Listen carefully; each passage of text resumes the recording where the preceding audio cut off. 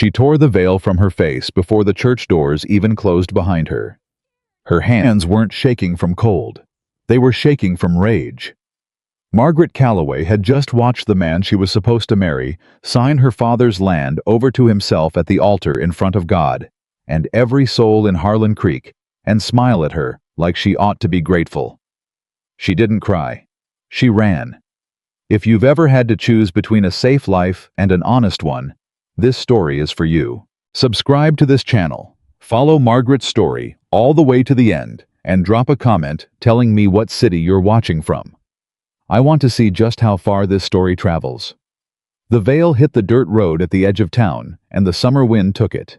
Margaret Calloway watched it go. She didn't reach for it.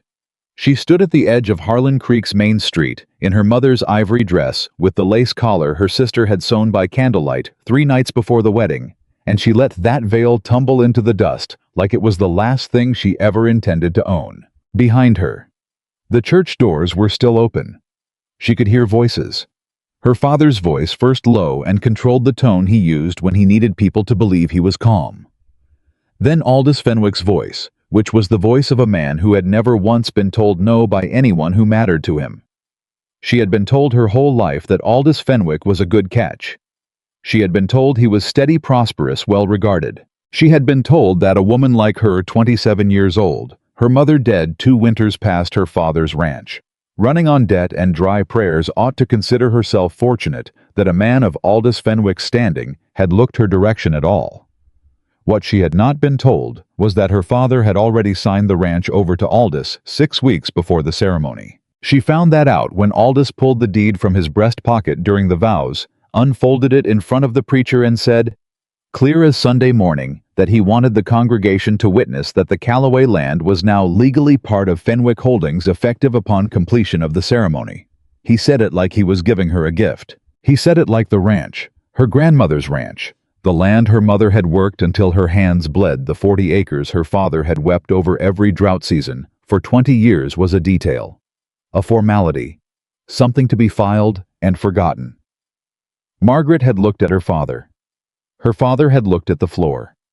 That was when she understood that the man who raised her had sold her along with the property. She walked out during the silence that followed Aldous's announcement, not running, not weeping. She walked the way her mother had always walked when something was wrong and tears were not going to fix it.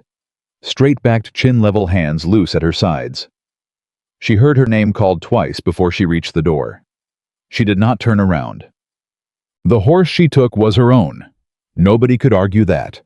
Pepper was a 7-year-old gray mare with a white blaze and a temper that matched her name, and Margaret had broken her herself 3 summers ago in the south pasture while her father watched from the fence and said she'd never manage it.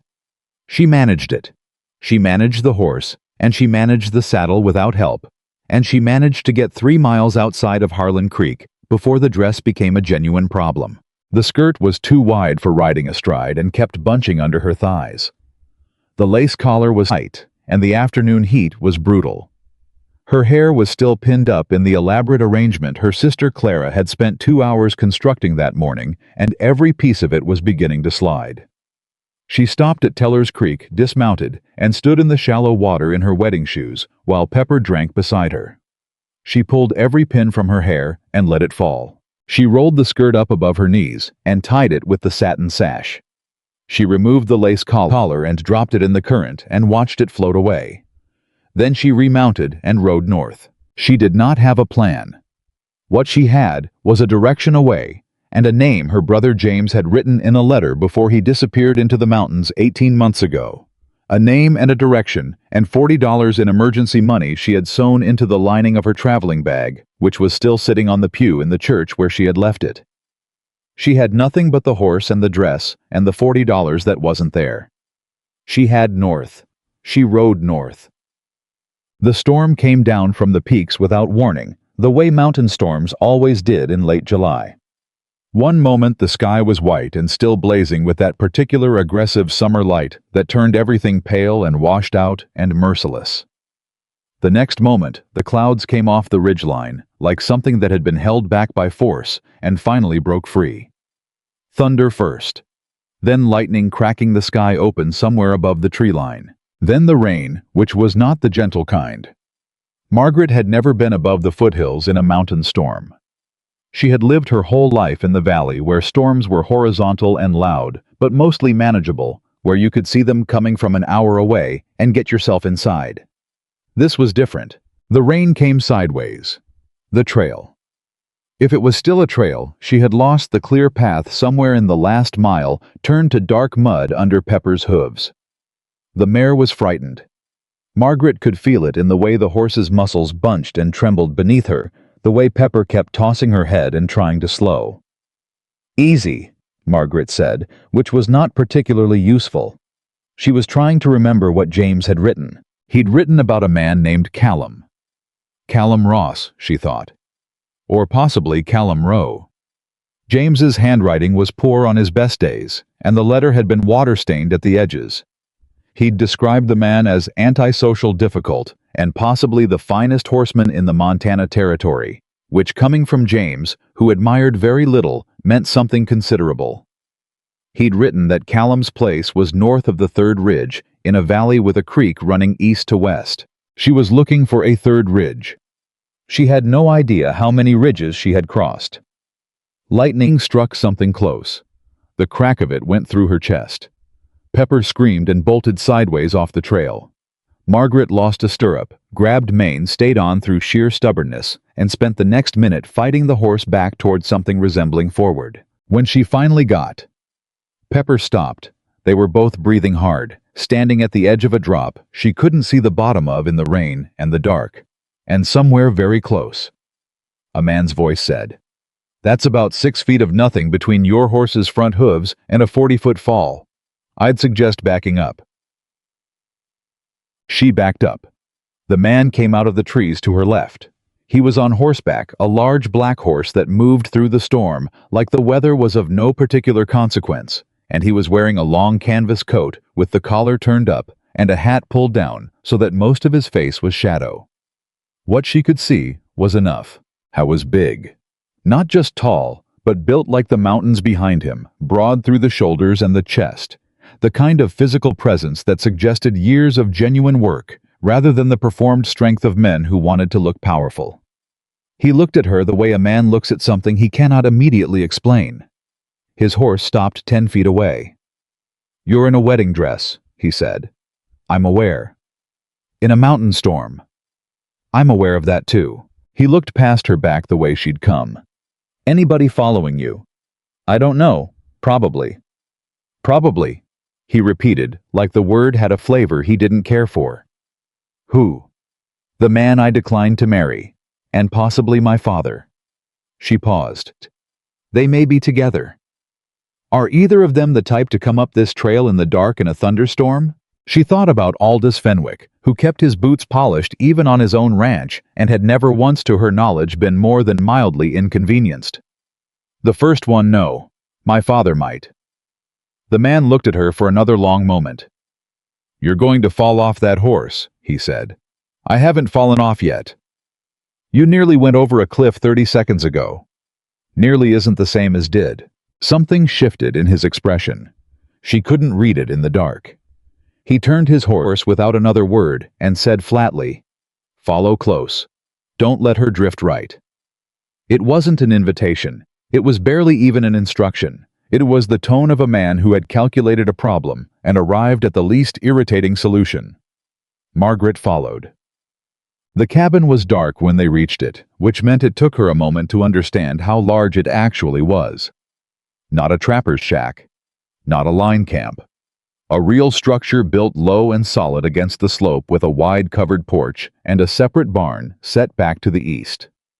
There were horses in the paddock, she could hear them, and chickens complaining somewhere under cover, and the smell of wood smoke and pine, and something cooking that made her realize she hadn't eaten since before dawn. The man dismounted and led both horses under the barn overhang without asking her whether she needed help.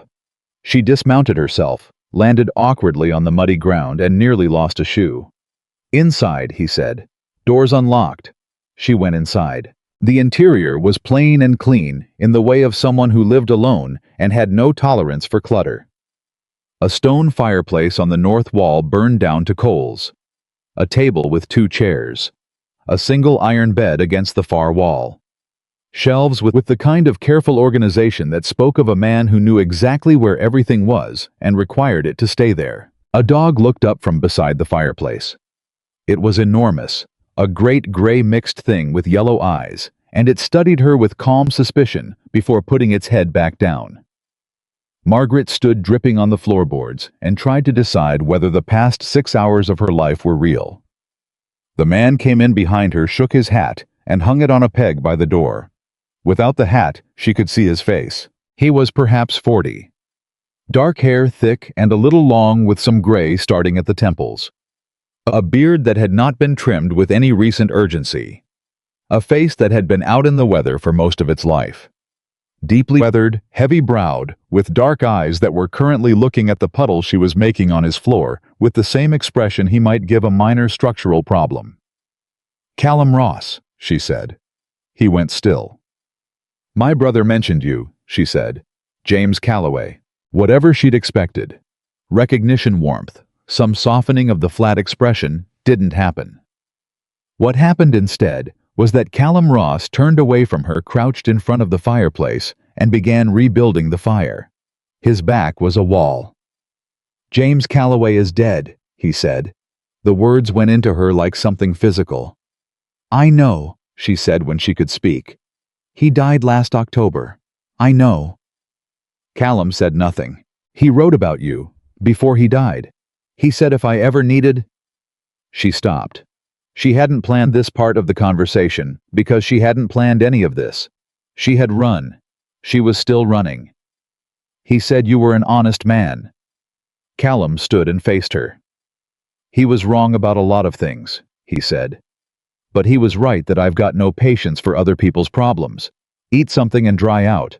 At first light you're going back down." "I can't go back down." "You can. You will. Aldous Fenwick has my father's ranch. That's not my business. He had my father sign it over before the ceremony, without my knowledge. I was going to be married into a situation that—" She stopped again. She pressed her hands flat against her stomach, which was the thing she did when she was trying to keep her voice level. "He bought me along with the property, Mr. Ross, and my father let him. And if I go back, I have no legal standing, no money, no home, and nowhere to go that Fenwick doesn't own or influence." Callum looked at her for a long time. "That's a hard situation," he said. "Yes. Still not my business." He went to the stove. She stood there. "James told me about the eastern pasture," she said. "The disputed boundary. He said you'd been fighting the Fenwick survey claim for 3 years. Callum's hand stopped on the pot handle. "He said Aldous Fenwick has been running cattle over your northern line since the spring of '81, she said. "He said you filed 3 complaints with the county recorder and they were all dismissed." Callum turned around. His expression had changed. Not softer, more dangerous. "What exactly did your brother tell you?" he said. "Enough," she said. "James was a surveyor before he died. He found something. He wrote me a letter and told me to find you if I ever needed to understand what he found." She reached into the top of her bodice, the one pocket she had in the entire ruined dress, and removed a folded piece of paper. She held it out. Callum crossed the room. He took the paper. He unfolded it carefully, the way a man handles something he suspects might matter. He read it. He folded it again. I was quiet for long enough that the fire crackled twice and the dog shifted in its sleep. Then he said, "Sit down before you fall down." It was not kindness. It was the same practical calculation as before. But he set the paper on the table and put a bowl in front of her and poured coffee without being asked, and Margaret Calloway sat down in a mountain man's cabin in her ruined wedding dress and ate the best beans she had ever tasted in her life. She slept in the chair. She hadn't intended to. She had intended to be alert and watchful and ready for whatever came next, because the kind of woman who runs from her own wedding is theoretically the kind of woman who doesn't simply fall asleep at a stranger's table. She woke up with the dog's head in her lap and a blanket over her shoulders that she had not put there herself. Morning light was coming through the single east-facing window. The fire was fed. The coffee was fresh. Callum Ross was outside. She could hear him moving in the barn. the low sound of his voice talking to horses in the unhurried way of a man more comfortable with animals than people. She folded the blanket neatly and set it on the table. She looked at James's letter, which was still where Callum had left it. She had read it so many times in the past 8 months that she had memorized it, but she read it again anyway. Margaret, it said. If you're reading this, the way I think you might eventually read this, things have gotten worse than I hoped. Find Callum Ross. He knows where the water runs. He knows what Fenwick moved and why. I couldn't stay to finish it, but I hid what matters. Callum will understand. He was there when the mountain told the truth. Don't trust the recorder's office. Don't trust Harlan Creek. And don't marry Aldous Fenwick for any reason, including father's debts. The debts are Fenwick's plan. Everything is Fenwick's plan. The proof is in the High Valley. Callum knows the High Valley. I love you. I'm sorry I waited too long to say the important things out loud. James. She heard boots on the porch. Callum came in, stamped the mud off, and stopped when he saw her awake with the letter. How long had James been working for you? She asked. How wasn't working for me? Callum poured himself coffee and leaned against the far counter with the deliberate posture of a man keeping space between himself and a conversation he didn't want. He was mapping water sources for the Territorial Land Office. He took extra work on the side doing private surveys. I hired him to mark my eastern boundary properly because the county line was wrong. Fenwick's line, she said. The recorded line, Callum said, which happens to benefit Fenwick by about 200 acres and 2 reliable springs. James found something that proved the original line. Callum was quiet. Mr. Ross. He found something, Callum said. Yes. And he hid it. Before he could bring it out, he disappeared. Callum set his cup down. His jaw was tight. I looked for him. I went to the county. I went to the marshal. Every door closed. Because Fenwick owns the marshal. Because Fenwick owns most of what runs in and out of this county, Callum said with a flatness that was angrier than shouting. Margaret looked at him carefully. James said you'd been fighting Fenwick for 3 years, she said. Why haven't you sold? Because it's my land. A lot of people have sold. I'm not a lot of people. She nodded slowly. She believed him. She also understood for the first time that James had sent her here not merely because Callum was honest, but because Callum was the one person in the territory that Aldous Fenwick had not managed to move. I want to find what James hid, she said. You're going down the mountain at first light, Callum said. I'm not going back to Harlan Creek. I didn't say Harlan Creek, I said down the mountain. Where do you suggest I go? Fenwick has connections to every town south of here. My father has already... She stopped. She started again. My father made his choice. I'm not asking for his help, I'm asking for yours. I don't do charity. I'm not asking for charity either. I'm asking you to help me finish what my brother started. James was murdered for what he found. Fenwick is using forged land claims to steal water rights from every small ranch in this valley. You know where the High Valley is. I know how to read survey records, and I know James's system, and I know what the original documents should contain. Together we can... No. The word landed flat and final. No, he said again, in case the first time hadn't been sufficient. I run cattle and horses on this mountain. I'm one man. Fighting Fenwick in a courthouse requires lawyers and money and influence, none of which I have, and I'm not interested in becoming a cause. James died for this.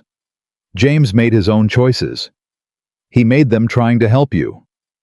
The silence after that was different from the silence before it. Callum walked to the window. Margaret watched his back.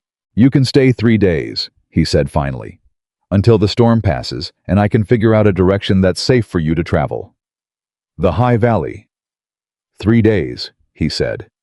And we don't discuss the High Valley. She said nothing, which was not the same thing as agreeing. The trouble arrived on the second morning. Margaret was in the barn with the gray mare when she heard horses on the lower trail, more than 2 moving fast for the terrain. The dog heard them first. He came out of the barn with his hackles up and stood in the center of the yard with his yellow eyes pointed south, and the particular stillness of him was a language she was starting to understand. She went to find Callum. He was already on the porch with the rifle. He watched the trail for a long moment. Then he said without looking at her, "Get inside. Stay away from the windows." "How many?" "4, maybe 5. He still didn't look at her. "Inside. Now." "I'm not—" He turned his head. She went inside. She stayed away from the windows, except for one where she stood at an angle and watched. 3 men rode into the yard. They were wearing trail clothes and carrying rifles, and she recognized one of them, a square-built, humorless man named Garrett, who ran the Fenwick operation east of the creek. He'd been at her failed wedding. He'd been standing in the back of the church with his arms crossed like a sentry. Callum stood on the porch and did not come down. "Ross," Garrett said. "Garrett, you seen a woman come through here, on a gray mare, dark hair, wearing a—" He glanced at the other men. Something crossed his face that might have been embarrassment in a different kind of man. A wedding dress. "Lots of people come through here," Callum said.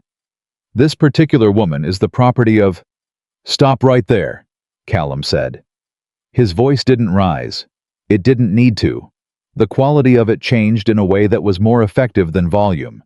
"Try that sentence again," he said, "without the word property." Garrett shifted in the saddle. "She's a woman under contract of marriage to Mr. Aldous Fenwick. Her departure before the ceremony was completed creates illegal." "A ceremony requires 2 willing parties," Callum said.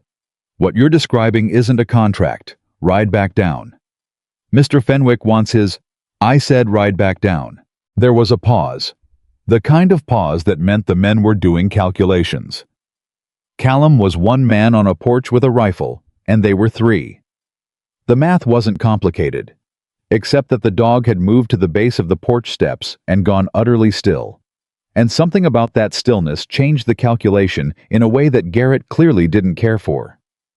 "This isn't finished," Garrett said. "Most things aren't," Callum said. They rode out. Callum watched until the sound of them faded. Then he came inside. Margaret was standing in the middle of the room. She had a cast-iron skillet in her right hand, which she set down carefully. Callum looked at the skillet, then at her. "Is that your plan?" he said. "A pan." "I was improvising," she said. He made a sound that was not quite a laugh. It was so close to a laugh, though, that she stored it up because she suspected she would not hear many more. "They'll go to the county," he said. "By tomorrow morning someone will have filed papers, abandonment of contract possibly, depending on what lawyer Fenwick uses." "Can he do that legally?" "He can try. He's got the recorder and the marshal. He's got 3 judges south of the ridge. Up here—" Callum stopped. "Up here, the law is whoever's holding the rifle." "Then I need to find James's proof before they come back," she said. Callum was quiet for a long moment. I went to the shelf and took down a battered journal and set it on the table. He opened it to a page with a rough, hand-drawn map. He didn't say anything. She sat down and looked at the map. She looked up at him. "The High Valley," she said. 3 days, he said. "That's all I'm committing to." 3 days, she agreed. She didn't mention that she intended to use every hour of them. That evening after supper, she asked him how he'd come to the mountain. He was cleaning the rifle with the systematic care of a man doing something he'd done 10,000 times, and he didn't look up when she asked. "This was my uncle's land," he said. "I came north 12 years ago when the valley got too crowded." Too crowded meaning Fenwick. Meaning people in general. He set the cloth down. "I'm not sociable by nature." "I gathered," she said. He glanced at her. "James talked about you like you were a decent man," she said. "He didn't say easy. He said decent." Callum was quiet for a moment. James had a generous way of reading people. "Did he read you wrong?" He picked up the cloth again. "I don't know yet." She thought that was perhaps the most honest thing she'd heard in a year. She looked at the fire, and he cleaned his rifle, and the storm outside moved east, and the first genuine quiet she'd felt since she could remember settled over the room like something earned. He didn't ask her to leave that night. She didn't offer to go. In the morning, they were going to the High Valley. What they would find there, what James had died to protect, neither of them said aloud. But the letter sat on the table between them. He knows what Fenwick moved and why. How was there when the mountain told the truth? Whatever the mountain had witnessed, it was waiting. And Margaret Calloway, who had already run from one life, was done running from anything else. They left before the sun cleared the ridge. Callum handed her a pair of his old trail boots at the door, too large by two sizes, stuffed with wool at the toe, and said nothing about the wedding dress, except that she'd need to change it or lose it to the brush before mid-morning. He left a folded pair of work trousers and a cotton shirt on the chair. Without comment, went outside and gave her the privacy of the closed door. She changed quickly. The trousers were enormous in the waist, and she belted them with the satin sash she'd kept from the dress. The shirt smelled like pine soap and wood smoke. She rolled the sleeves 4 times. When she came out, Callum looked at her, the way he looked at most things, like he was calculating whether this situation was going to be more trouble than anticipated, and then he turned and picked up his saddlebags. "Keep close," he said, "and don't touch anything until I tell you what it is. I grew up on a ranch, Mr. Ross." "Valley Ranch," he said. "Different mountain." She followed him to the horses without arguing, because she suspected he was right, and she wasn't yet willing to admit it out loud. The dog came with them. He moved at Callum's left heel without instruction, and Margaret noticed that Callum never once looked down to check on him. The animal simply existed in his orbit, quiet and certain, and she thought that this was probably what it looked like when trust had no need to announce itself.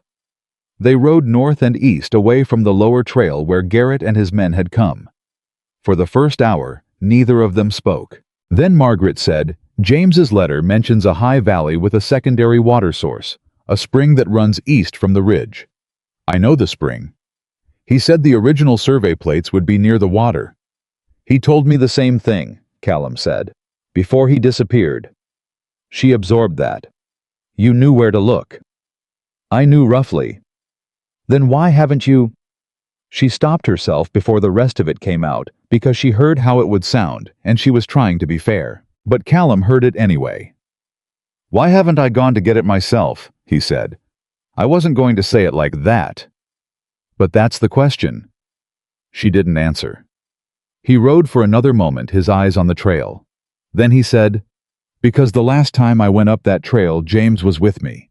We were going to retrieve what he'd hidden. We made camp below the tree line." He paused. In the morning he was gone. His horse, his kit, his notes. Gone. I spent 4 days searching, and found nothing. "Found blood on a rock above the East Creek," he said flatly. Not enough to say what happened. Enough to say something did. Margaret was quiet. "So no," he said. "I haven't gone back. Because going back alone means whatever happened to James happens to me, and then there's nobody left who knows where the plates are, and nobody left who gives a damn about that eastern boundary, except Fenwick, who'll be pleased to have the problem disappear." She understood then. He hadn't been hiding from grief or anger or cowardice. He had been doing the same arithmetic she always did when something felt impossible, calculating odds, weighing outcomes, waiting for a variable that changed the equation. She was apparently the variable. She wasn't sure how she felt about that. "James was trained to read survey measurements," she said. "I helped him practice when he was learning. I know his notation system. I know what the plates should contain and what the legitimate territorial seals look like. If Fenwick's people have been manufacturing false records, I'll know the difference." Callum glanced at her sideways. "You sure about that?" "Yes." No hesitation. "I've had 8 months to think about nothing else, Mr. Ross. I'm very sure." He turned back to the trail. "Then you're more useful than I expected." She wasn't certain that was a compliment. She accepted it as one anyway. They reached the first high meadow before noon, and that was where the first sign of trouble made itself known. The dog stopped. Callum stopped with him, one hand rising in a gesture she'd already learned meant be still and don't ask questions yet. She pulled Pepper up and waited. The dog's nose worked the air. His ears moved forward and then flattened slightly. Callum dismounted without sound and handed his reins to her. He moved to the tree line on the east side of the meadow in a way that covered ground without announcing itself, and she sat with both horses and worked very hard on not breathing loudly. He was back in 4 minutes. 2 men, he said quietly, taking his reins back. Camped last night on the north side of that meadow. Fire's cold. They moved on this morning. Fenwick's. Garrett doesn't use that many men for a simple retrieval. He remounted. He brought more after last night. They split up. 2 went south, 2 came this way. They're looking for the valley. Or they already know where it is, and they're making sure we don't get there first. Margaret thought about that. James's notes. If Fenwick's men found his camp the morning you discovered him missing, then they may have found partial information, Callum said. Not enough to locate the plates without someone who knows James's system, but enough to narrow it down. She looked at him. Then we need to be faster than they are. We need to be smarter than they are, he said. Fast gets you dead in the mountains. Smart gets you home. They changed direction. He took a longer route that cut over a rockier ridge, harder on the horses, and harder on her spine. But it would intersect the high valley from the west rather than the north where the 2 men had gone. She didn't complain about the ridge. She didn't ask how long it would take. She saved her breath for the climb. It was on that ridge 2 hours later, with both horses blowing hard, and the summer sky stretched out wide and enormous above them, that Callum asked her about the wedding. Not directly. That wasn't his style. He asked it sideways, the way he seemed to do everything that cost him something. You knew, he said, about the land, before the ceremony. Not until he pulled the deed out, she said. You had no indication. She thought about it honestly. I had indications. I told myself they were something else. He was quiet, waiting. Aldous was careful, she said. Attentive. He always knew exactly what to say and when to say it. My father was comfortable around him, which I took as a recommendation because my father is a good judge of character about most things. She paused. I didn't understand that Aldous was simply very good at identifying what a person needed to hear and providing it until the transaction was complete. You weren't in love with him, Callum said. It wasn't a question. No, she said. I thought I might have been at the beginning. But it became quieter than that. More like a practical arrangement we were both politely pretending had warmth. She looked at the horizon. I thought that was what most marriages eventually became. And now? Now I think I was wrong about that, she said. Among other things. He didn't say anything to that, but he also didn't look away as quickly as he usually did. They rode down off the ridge in silence, and she thought about the fact that she'd just told a man she'd known for 2 days, something she'd never said to anyone, and she wasn't sure whether that meant she trusted him or whether it meant she was simply so far outside her ordinary life that ordinary rules didn't apply. Maybe both. Maybe neither. She was still working on it. They smelled the smoke before they saw what caused it. Callum pulled up hard. She came alongside, and he said one word, camp. Not a cook fire. The smell was too large, too varied, burnt canvas, burnt leather, the particular chemical edge of something treated with oil going up in flame. She understood a moment before he said it. James's cache. They pushed the horses hard, down through the switchbacks, and when they broke into the small clearing near the East Creek, the damage was already finished. A weathered canvas packet, the kind used for protecting survey documents from moisture, lay in the center of a blackened circle. It had been burned deliberately, methodically. Someone had made certain nothing inside it survived. Callum dismounted and crouched over the ash. Margaret crouched beside him. She reached into the debris and came up with a small piece of metal. Not paper. Metal held differently. She turned it over. A fragment of copper no larger than her palm. One edge was clean, and the impression of a straight line and a partial number was still legible. Survey plate, she said quietly. How much of it? She studied it. Her chest was tight in a way she was working to control. Not enough. Not on its own. She looked at the debris. But this wasn't everything. James never kept all of it in one place. She looked up. He had a system. You hide the evidence in pieces. If one location is found, the others survive. You know where the others are. If I can read the rest of the letter properly, yes. She sat back on her heels. He gave me numbers I didn't understand at the time. I thought they were distances. They might be coordinates in his notation system. Then someone knew enough to find this cache, Callum said. But not enough to find the others. Or they found this one first, and they're working from the same partial information we are. She stood. We need to move. If they're working the valley systematically, there are 2 other locations James would have used. One near moving water, one elevated. Callum stood. He was looking at the tree line. The dog's watching something, he said. Margaret looked. The dog was facing northeast, perfectly still. The hackles on his spine were raised in a thin line. Callum said very quietly, "Don't run. Walk to your horse.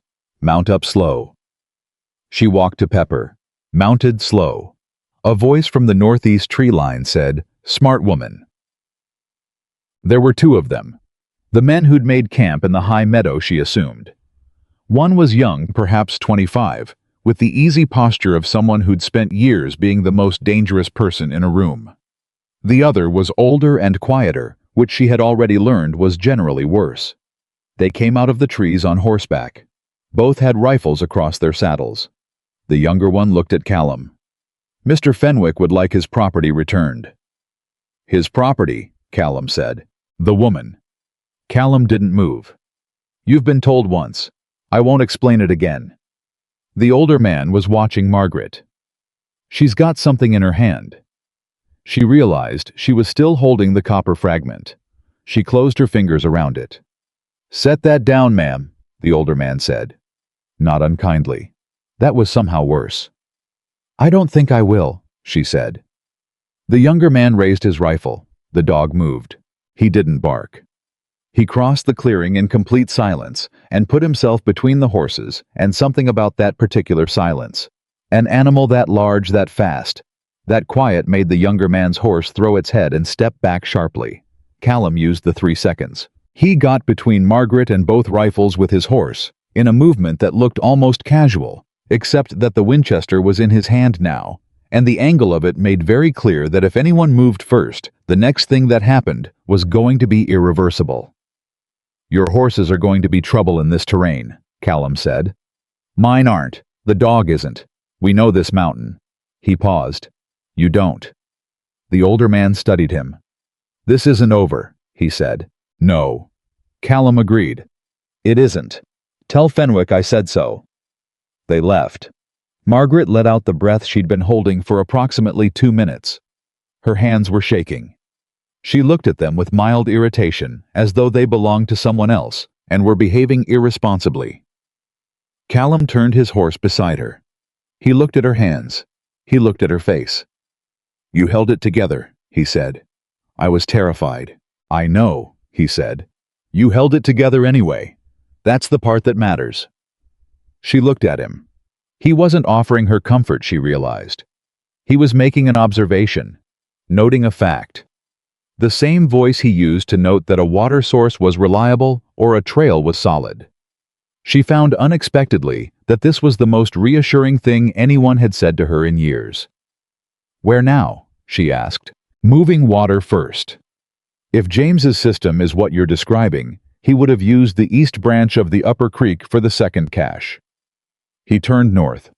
And we're going to get there before they regroup. She followed him into the trees. They rode hard for the next hour and didn't speak, which suited her because she needed to think. She was running through James's letter again, the version she carried in her memory rather than on paper. The numbers she'd dismissed as distances. She reconstructed them carefully, the way James had taught her to reconstruct measurements. Start with what you know is fixed work. Outward, don't assume.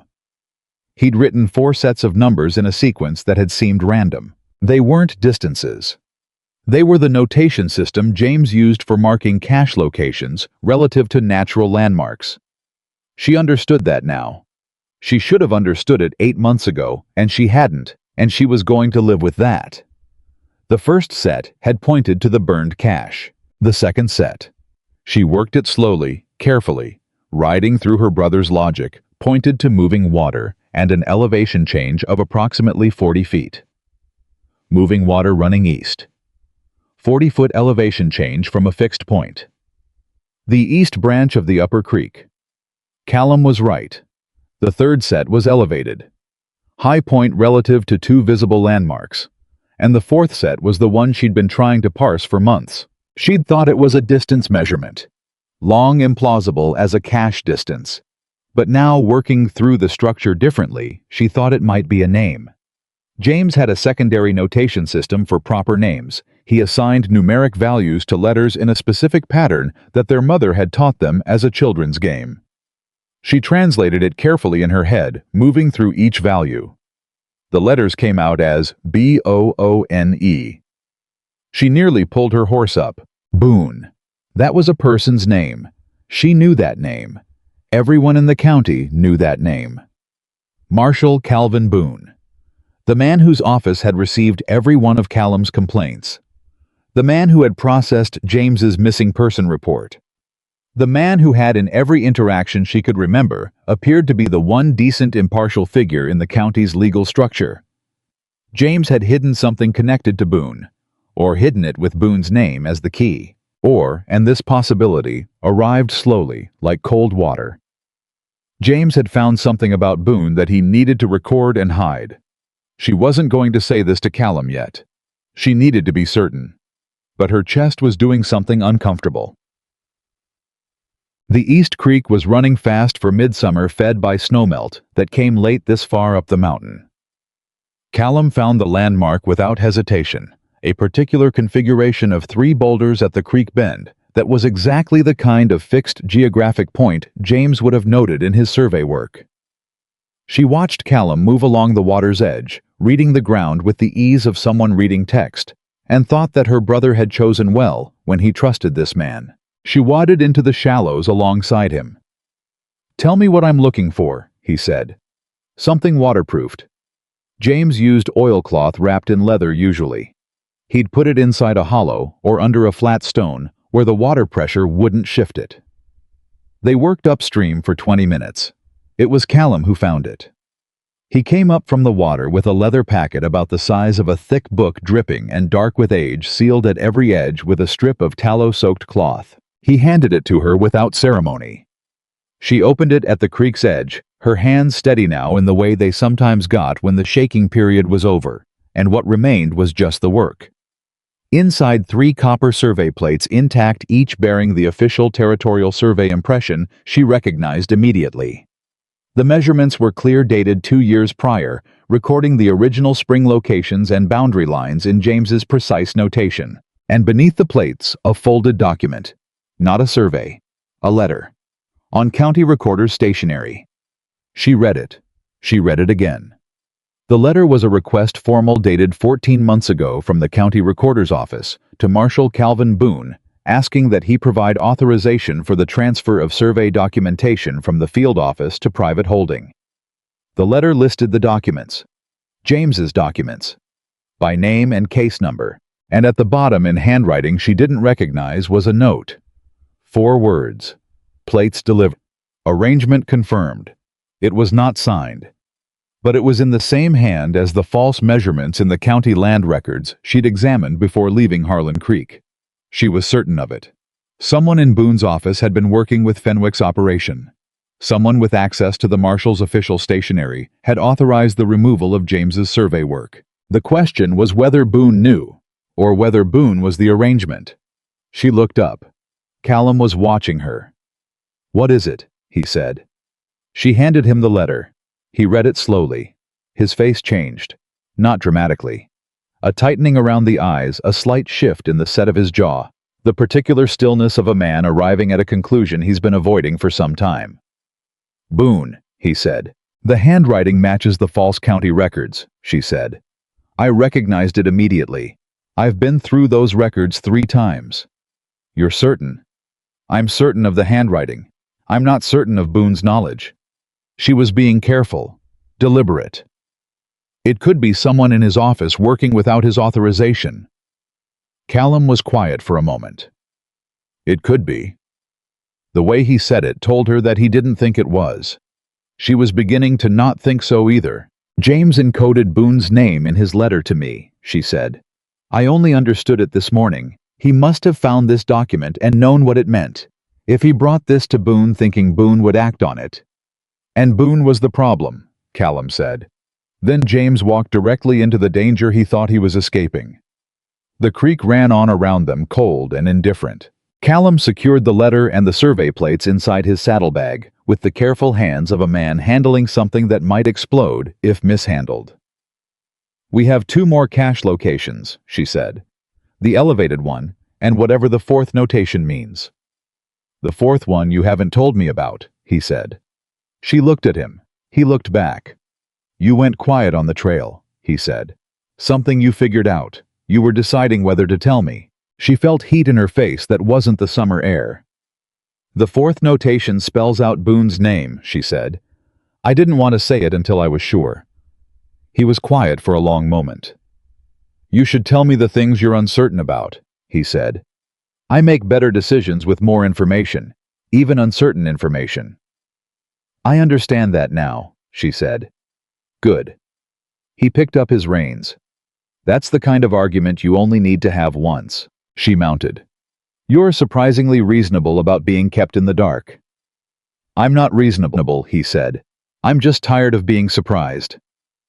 They rode for the elevated cache point, moving fast, moving quiet with the dog, running steady at the left heel, and the afternoon light pressing down through the pines, and the weight of what they'd found sitting between them, like a third presence. The elevated cache was on a rock shelf above the tree line, which meant they had to leave the horses below and climb, which meant 20 minutes of scrambling up loose shale in 2 large boots, while Callum moved above her with the aggravating ease of someone who had been doing this since childhood. She slipped twice. Both times she caught herself. Both times she heard him pause above her and felt without looking up that he was deciding whether to come back down. She didn't look up. She kept climbing. When she pulled herself onto the shelf, she was breathing hard, and her palms were scraped. Callum was crouched at the far end of the shelf, looking at something she couldn't see from where she stood. She crossed to him. There was a wooden box. Small, the kind used for ammunition, sealed with a strip of leather and wedged into a crack in the rock face. It was open. Empty. Not burned, not destroyed. Simply empty. The interior still held the impression of an object that had recently been removed, a rectangular mark in the felt lining. The territorial seal. The final survey plate.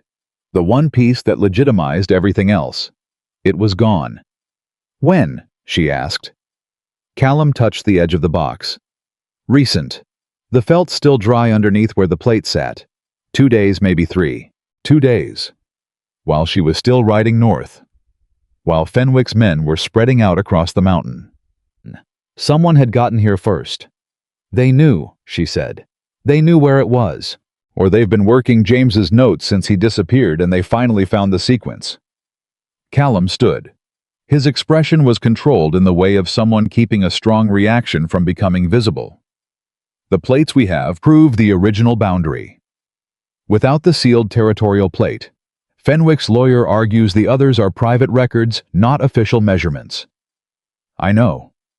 "Which means what we have is evidence of Fenwick's fraud, but not legal proof of the correct boundary." "I know," she said again.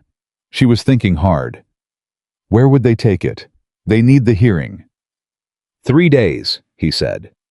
The territorial land hearing is in 3 days. Fenwick's lawyer needs to file the final claim papers by noon on the 3rd day, or the contested land reverts to review status. 3 days. She looked at the empty box.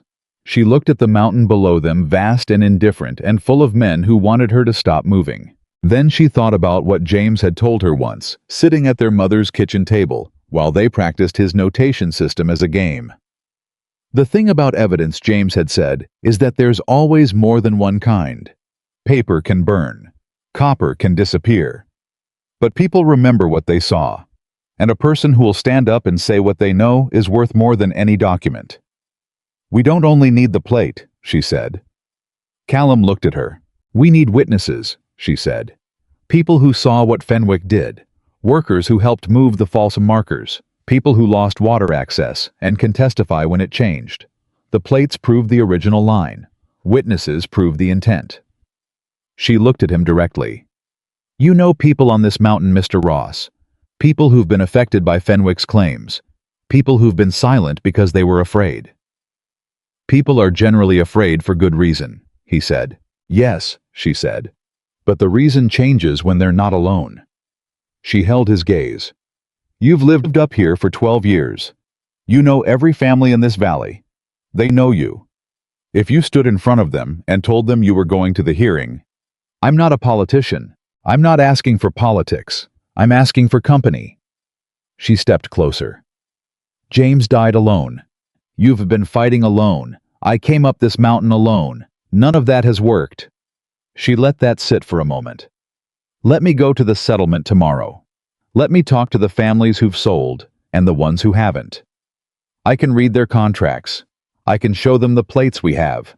And if you come with me, they'll listen differently, he said. Yes. I was looking at her in that particular way. He had that close, careful attention that made her feel like she was being read accurately for possibly the first time in her life. You're very determined, he said. My brother is dead, and the man who arranged it might be wearing a marshal's star, she said. Determined seems appropriate. Something moved across his face. Not softness. Something more complicated. The expression of a man who has been alone with a principle for so long that encountering someone who shares it is both a relief and a disruption. All right, he said. 2 words. But she heard everything in the pause before them, every year of isolation, every closed door, every morning. He'd fed his horses and looked at a mountain he'd decided was safer than people. The settlement first, he said. Then we figure out the 4th cache. The 4th cache might be connected to Boone, she said. We should think about what that means before we go anywhere near his jurisdiction. Agreed. He started down the rock face. Think fast. We've got about 2 hours of good light. She started down after him. Halfway down, her borrowed boot caught a seam in the shale, and she slid 3 feet before she caught a handhold. From below, without looking up, Callum said, I've got you. She found her footing. She didn't need him to catch her. But she understood, making her way down that rock face in the long summer light, that there was a version of having someone that had nothing to do with being caught. A version that was simply the knowledge that someone was below you paying attention, and that the mountain was less dangerous for it. She reached the bottom. He was already there, reins in hand, waiting. Neither of them said anything. They rode back down through the pines together toward a settlement full of frightened people, and a hearing 3 days away, and a marshal whose name was written in her brother's code, like a warning she'd almost missed, and the dog ran ahead of them into the gathering dark, like he already knew the way. The settlement at Dry Fork was smaller than Margaret had expected, and quieter than it had any right to be at supper time. Callum rode in ahead of her, and she watched the way the place responded to him, not with warmth exactly, but with a kind of cautious recognition, the way people acknowledge someone they've decided to trust, but haven't yet decided to follow. A man repairing a fence post stopped working and watched. A woman at a well looked up and held the look. 2 children disappeared inside a doorway. He'd said he wasn't sociable. He hadn't said he was unknown. There were 9 families at Dry Fork. By the time they had horses put up in the community barn, 6 of those families had sent someone to the meeting room of the only building, large enough to hold them, a low-ceilinged structure that served, depending on the week, as a church, a school, and a gathering hall. Margaret stood at the front of it with her survey plates wrapped in oilcloth on the table before her, wearing work trousers, belted with satin, and boots 2 sizes too large, and she looked out at the faces of people who had been frightened for a long time and had learned to call it acceptance. An older woman with iron gray hair sat in the front row with her arms crossed and her expression set. She introduced herself as Ruth Aldridge. She had sold her north pasture to Fenwick's representative 4 months ago. Because I had no water, she said flatly, before Margaret had finished explaining what the plates contained. He rerouted the creek, just moved it, dug a new channel on his side of the line. My cattle were dying. The offer he made was the only offer I got. That diversion is illegal, Margaret said. The original survey places that creek within public water rights. He had no authority to redirect it. The county recorder said different. The county recorder received payment to say different. Margaret held up the letter from the cash. This is documentation of that payment, dated 14 months ago. Ruth looked at the letter. She looked at Margaret. Who are you?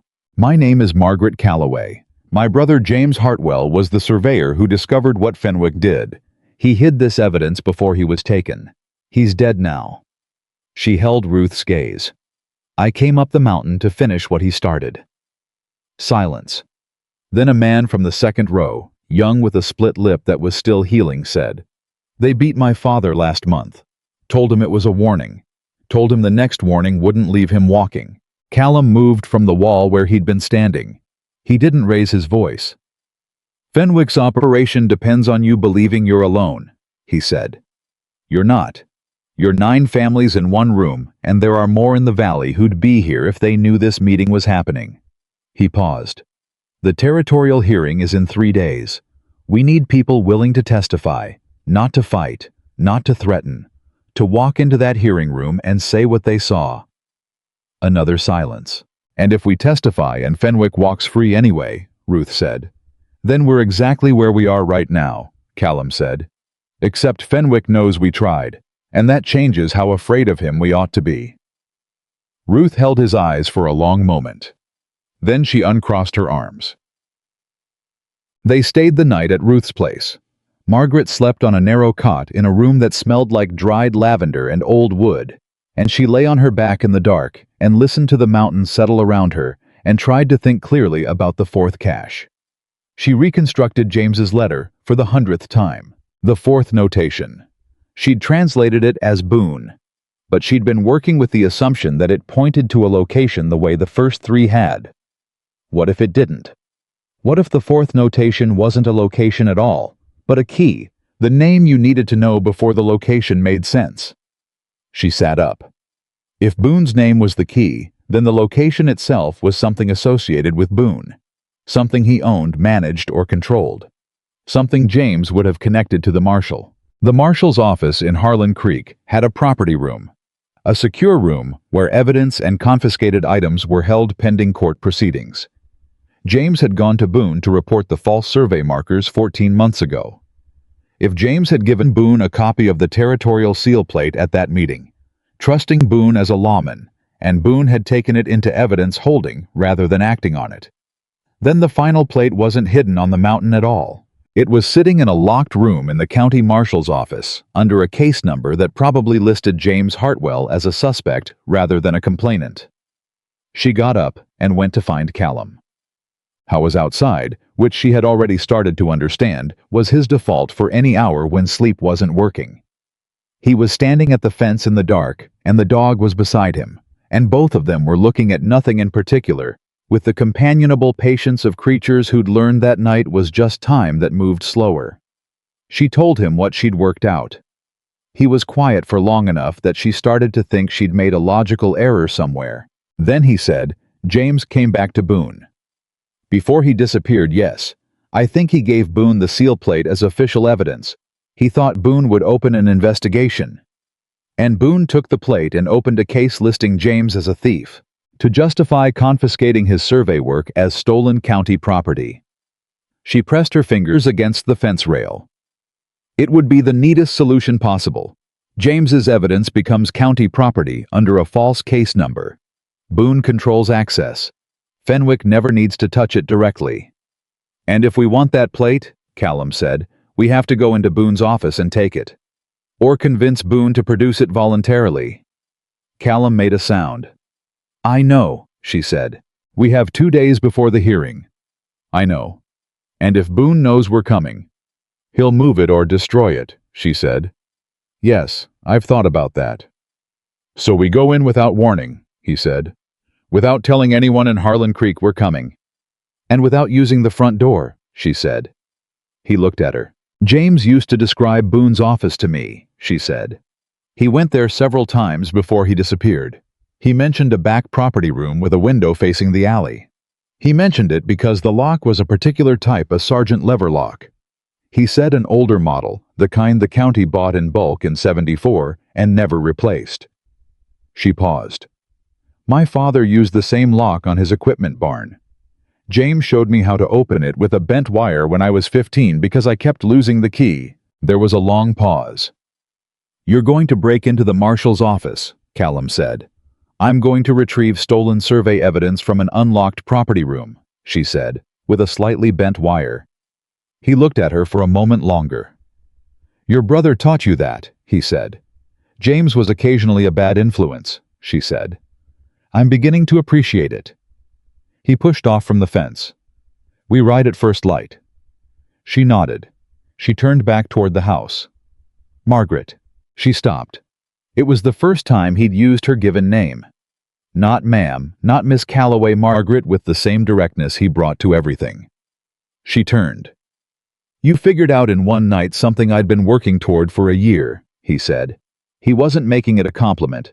I was just making it a fact. "Your brother had good judgment about people." She held on to that for a moment. "Get some sleep," he said. "Harlan Creek doesn't forgive slow thinking." She went inside. Harlan Creek, in midsummer morning, looked exactly like what it was, a town that belonged to one man and had mostly stopped minding. The storefronts were prosperous, particular eyes-down efficiency of a population that had learned not to notice things. They came in from this north road, before the business district was fully awake, split off from each other at the livery. Margaret taking Pepper to the far stall. Callum keeping his black horse closer to the south exit, and arranged a signal. If either of them wasn't at the agreed point within 30 minutes, the other went for Ruth Aldridge and the settlers. 30 minutes. Margaret went down the alley behind the marshal's building, carrying nothing that couldn't be explained, and the bent wire she'd fashioned from a fence staple at Ruth's place. The property room window was where James had said it was. The lock was exactly the model he'd described. She had it open in 4 minutes, which was 2 minutes slower than when she was 15, but the window was small, and she had to work at an awkward angle, and she counted the 4 minutes as acceptable. She went through the window.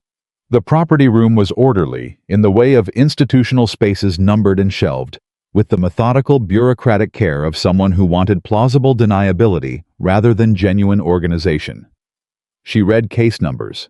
She moved along the shelves with controlled urgency, reading fast-running James's case number, permutations in her head, because she knew how he numbered his official work. She found it on the third shelf, a case file labeled with a date. 3 months after James's disappearance, under a case number she recognized as James's own field numbering system, appropriated and reassigned.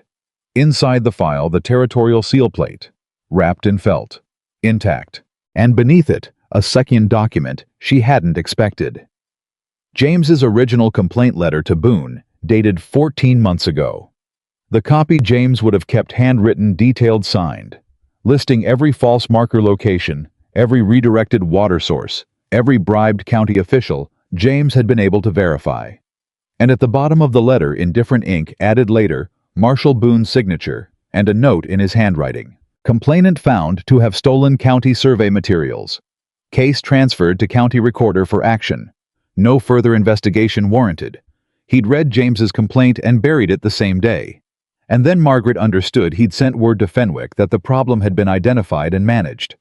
And James had disappeared 11 days later. She stood in that property room with the plate and the letter in her hands, and she was very still for a moment, and the stillness had nothing to do with caution. James had trusted this man, had walked into this office with his evidence and his careful documentation, and his belief that the law would function the way law was supposed to function. And Boone had sat across a desk from him, had accepted the complaint letter, had signed his name at the bottom, and had handed him to Fenwick. She put the plate and the letter inside her jacket. She was out the window in 45 seconds. She was at the livery in 3 minutes. Callum took one look at her face. "You found it," he said. "I found more than I expected," she said. "Ride, now. I'll tell you on the trail." She told him. He didn't say anything for a long time after. The horse moved under him, and the summer dust rose, and the town fell behind them, and he was quiet in the specific way of a man absorbing something that changes the shape of a situation he thought he understood. He knew James, he finally said.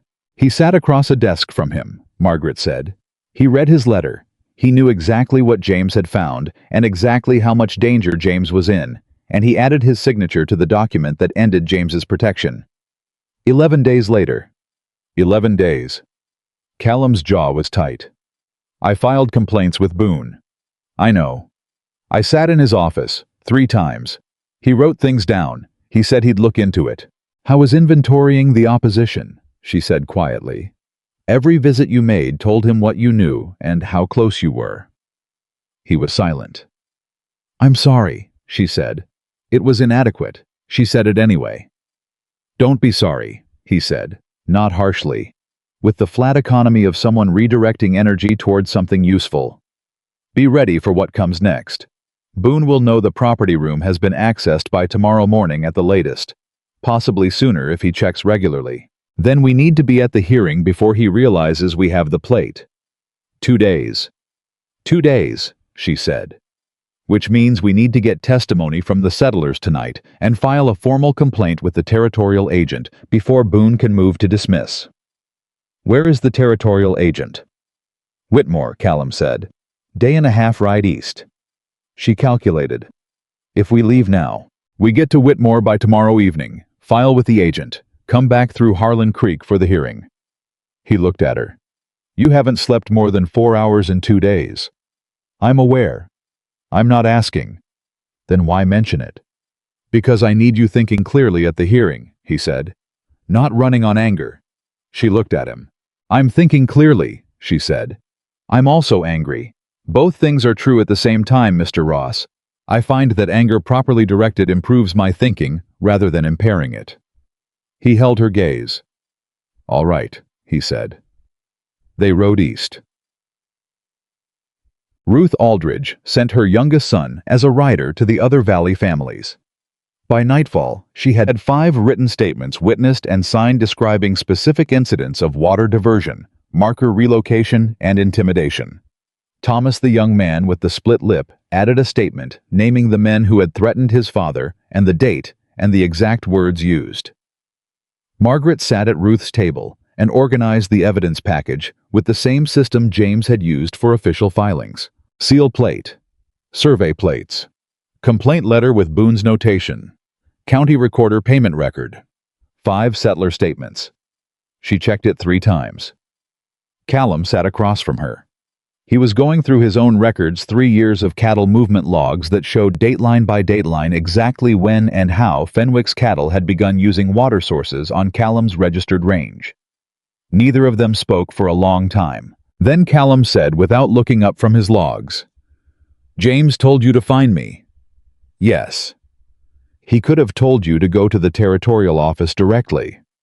He could have. But he sent you to me first. She looked up. Yes. He was still looking at his records. He knew you'd need someone who understood the mountain. That's one reason, she said. What's the other? She was quiet for a moment. I think James knew that you'd been fighting this alone for 3 years, and that you were going to lose if you kept doing it alone. I think he understood that you needed someone on your side for different reasons than I did. She paused. He had a generous way of reading people. You said so yourself. Callum was quiet. He was right about you, she said. You're exactly what he said you were. Antisocial and difficult. Honest, she said. He said honest first. He finally looked up. For a moment in the lamplight of Ruth Aldridge's kitchen, with the evidence package between them, and 2 days until a hearing that was going to determine whether 12 years of Callum's work and James's life and 9 families' futures had meant anything for just that moment. The way he looked at her was not the look of a man calculating a problem. It was something else. She looked back. Then Ruth came in from the next room to ask about coffee, and the moment folded itself away, and they both returned to the work. They reached Whitmore at sundown the following day. The territorial agent's name was Horace Webb. He was 53 years old, gray-mustached, and the kind of bureaucrat who had survived in government service by being genuinely competent without advertising it. He received them in his office with the neutral courtesy of a man accustomed to disputes and not easily impressed. He was impressed by the seal plate. He turned it over in his hands 3 times, reading the impression with the practiced attention of someone who understood exactly what official documentation looked like and how rarely it appeared in good faith disputes. "This is the original survey seal," he said. "I have the registration records from the Territorial Survey Office going back to '68. This matches the field registration for this range." "Yes," Margaret said. "And you found this in Marshall Boone's property room, under a false case file, with my brother's original complaint letter, which Boone marked closed the same day it was filed." Webb looked at the letter. He read it carefully. He read Boone's notation. His expression didn't change dramatically, but something in his posture shifted. "This is a serious allegation against a county marshal," he said. "Yes," Margaret said. "It is. You understand what you're asking me to do." "I'm asking you to do your job, Mr. Webb," she said. "My brother trusted the county system and died for it. The families in this valley trusted the county system and lost their water rights and their land. I'm asking the territorial system to be different." Webb set the letter down. He looked at Callum. "You've filed complaints with Marshall Boone's office 3 times. "Yes." "Documented." "I have the records." Webb looked at the full package on his desk. Then he said, "I can issue a hold on the Fenwick land claim pending territorial review. That stops tomorrow's hearing and triggers a federal boundary examination." "Fenwick's lawyer will argue the hold is procedurally invalid," Margaret said. "He's welcome to make that argument," Webb said. "He'll be making it to the federal court, not the county court. That's a different conversation." He picked up his pen. "I'll also issue a notice requiring Marshall Boone to appear before the Territorial Review Board within 30 days. He paused. "It won't remove him immediately. But it will put him under federal oversight," Callum said. "For everything he does from the moment this notice is served," Webb said. "Yes." He began writing. "I'll need one of you to remain here tonight to sign these documents as the complaining party. The other can ride ahead to Harlan Creek and make sure the hearing room knows a federal hold is coming before Fenwick's lawyer can move to accelerate the proceedings." Callum looked at Margaret. She knew what he was thinking. She was the one with the legal training. She should be the one staying to sign.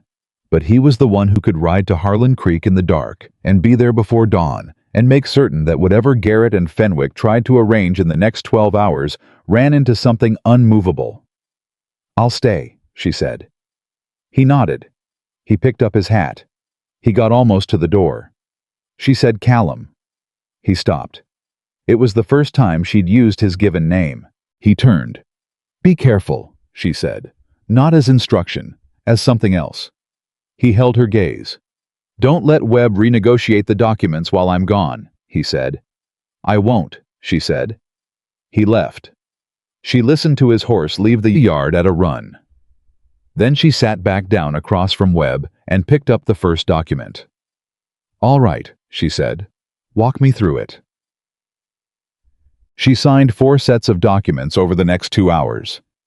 Webb was meticulous, and she didn't rush him because meticulous meant durable, and durable meant Fenwick's lawyers couldn't find a procedural thread to pull. At the end, Webb set the pen down and looked at her. "Your brother filed a similar package with the county office 18 months ago," he said. "Yes. I should tell you that a copy of that complaint reached this office, through an unofficial channel." He looked at his desk. "I received it anonymously. I wasn't able to act on an anonymous complaint without a named complaining party." She was very still. "I kept it," he said. "I kept it because it was good work. Thorough documentation. The kind of work that matters." He opened his desk and removed a sealed folder. "I believe this is your brother's handwriting." She took it. She opened it.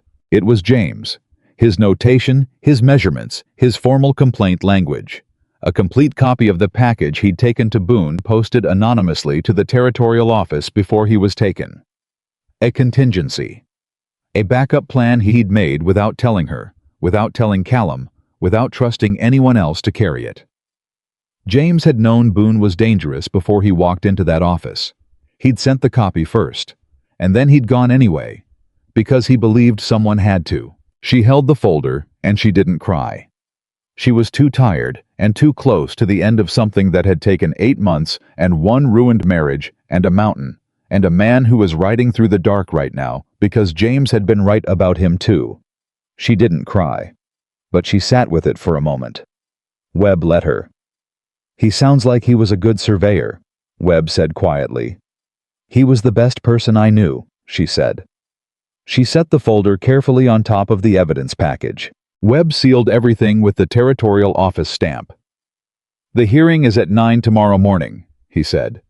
"My deputy will deliver the hold notice to the courthouse by 8. And if Fenwick tries to convene early, then whoever is in that hearing room at 8 o'clock is the territorial deputy with a federal document," Webb said. "Fenwick can convene all he likes." She stood. "Thank you," she said. "Thank your brother," Webb said. "He did the hard part." She rode into Harlan Creek at 6 in the morning. She found Callum at the corner of the main street and the courthouse lane, sitting on his black horse, with the stillness of someone who had been there for some time and was prepared to be there considerably longer. The dog was at his heel. Ruth Aldridge was there. So were 3 other Valley residents who had ridden through the night. Thomas was there with his statement in his coat pocket and his split lip set in a determined line. Callum looked at her when she rode up. "Webb's deputy is coming," she said. "Hold notice, Federal Review." "Good," he said. "Fenwick. Arrived an hour ago. He and his lawyer went into the courthouse through the back." Callum's eyes were on the building. "Boone went in with them." She absorbed that. "He knows," she said. "Probably knew when we left Whitmore." "Does he know what we have?" "He knows we went into his property room," Callum said. "He'll assume we have the plate, so he'll argue we stole county evidence." "He'll try," Callum said. He finally looked at her. Not at the courthouse, not at Boone's office, not at the road, at her. "You got the document signed?" "Everyone." He was quiet for a moment. "Then we walk in," he said. She straightened in the saddle. The courthouse steps were 10 yards away. Somewhere inside, Aldous Fenwick was sitting in a chair that had been constructed specifically for him in a county that had been bent specifically to his purpose, speaking to a marshal who had built his reputation on burying exactly this kind of mourning. Behind her were 9 families who had ridden through the night because someone had finally told them they weren't alone. Beside her was a man who had spent 12 years on a mountain holding a line nobody else would hold. And in her jacket was her brother's work and Webb's seal, and a letter in Boone's own handwriting that said everything that needed to be said about who the real thief in this county had always been. "Ready?" Callum asked. She dismounted. "I've been ready since the church steps," she said. They walked up the courthouse steps together with Ruth Aldridge and Thomas and the Valley families behind them, and the dog moved to the door first and sat beside it like he'd been asked to hold it open, and the morning sun came over the eastern ridge and lit the whole street up gold. And for the first time since she'd torn the veil from her face on the edge of Harlan Creek, Margaret Calloway felt the specific weight of what was about to happen. Not fear. Not exactly. Something larger than fear that had been pressed down under it for 8 months. Callum held the door. She walked in. The hearing room was already half full when they walked in, and the half that was full belonged to Fenwick. His lawyer, a narrow man named Croft, who wore his suit like armor, was arranging documents at the front table with the practiced efficiency of someone who had won in rooms like this before and expected to win again. Aldous Fenwick sat beside him, not nervous, not hurried, with the settled patience of a man who had purchased the outcome in advance and was simply waiting for the formality to conclude. He looked up when Margaret walked in. Something crossed his face. Not surprise exactly. More like the recalculation of a man who had expected a smaller problem and was revising upward. He looked at Callum. He looked at the settlers filing in behind them. He looked at Ruth Aldridge, who sat in the front row on the opposite side, and returned his gaze without blinking. Then he looked at Margaret again, and she saw the moment when Aldous Fenwick understood that what he'd purchased had not stayed purchased. She walked to the complainant's table and set down the evidence package without looking at him again. Boone was standing to the right of the judge's bench. He watched her cross the room. His expression was the careful neutral of a man who had been performing trustworthiness for so long that the performance had become second nature. But his eyes moved to the package on her table, and something in them went very still The way water goes still before it freezes. The county judge, a man named Aldridge, no relation to Ruth, who owed his appointment to Fenwick's recommendation 3 years prior, called the room to order at 5 minutes past 9. At 6 minutes past 9, the door opened, and Webb's territorial deputy walked in. Howe was 26 years old and looked it, but he carried the federal document like it was a weapon, which it was, and he walked to the judge's bench and placed it in front of Judge Aldridge with the flat courtesy of someone delivering information that did not require the recipient's agreement. "Federal hold on the Fenwick land claim," he said. "Pending territorial boundary review. Issued this morning by Territorial Agent Horace Webb." The room went silent. Croft was on his feet before the deputy finished the sentence. "This is procedurally invalid," he said. "The hearing was called under county jurisdiction. The territorial office has no authority to intervene in a properly convened county proceeding. The territorial office has authority over any land claim touching federal survey boundaries," the deputy said with the tone of someone reading from a document he had memorized specifically for this response. "Which this claim does according to the registered survey records filed with the territorial office in 1871. Those records are in dispute." "Which is precisely why the hold exists," Margaret said. Every head in the room turned. She stood at the complainant's table, with her hands flat on the surface, and she looked at Croft with the specific expression of a woman who had ridden 2 days on no sleep, and broken into a marshal's office, and sat across from the man responsible for her brother's death, and had not once through any of it lost her ability to think in straight lines. "A disputed boundary cannot be legally adjudicated at the county level when territorial survey records contradict the county records," she said. "That's not an argument. That's the Territorial Code Section 14, Article 7. If Mr. Croft would like to confirm, I have a copy." Croft looked at her.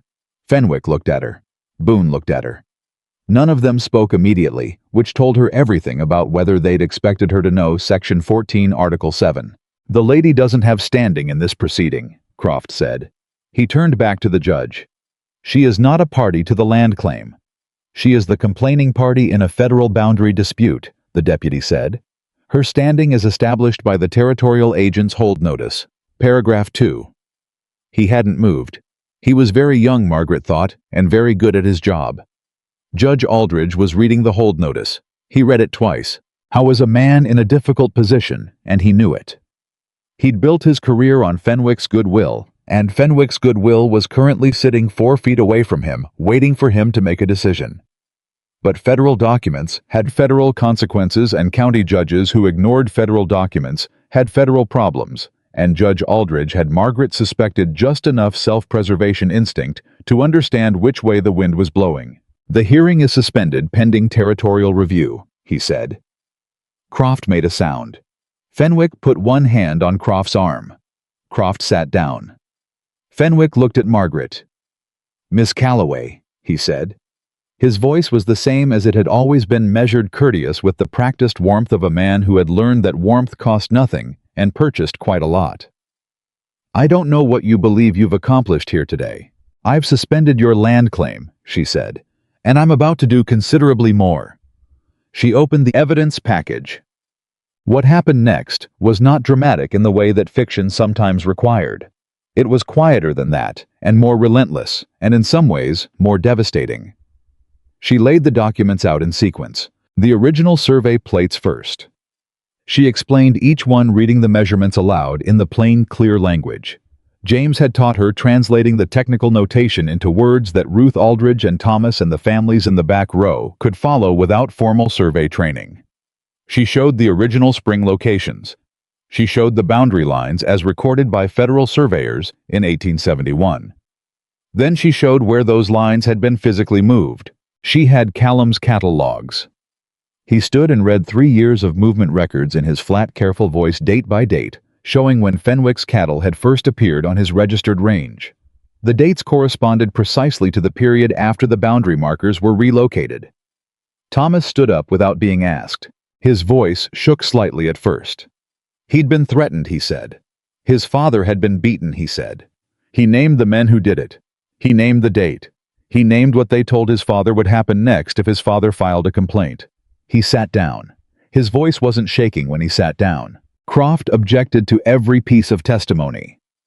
The deputy overruled most of them on grounds of territorial relevance.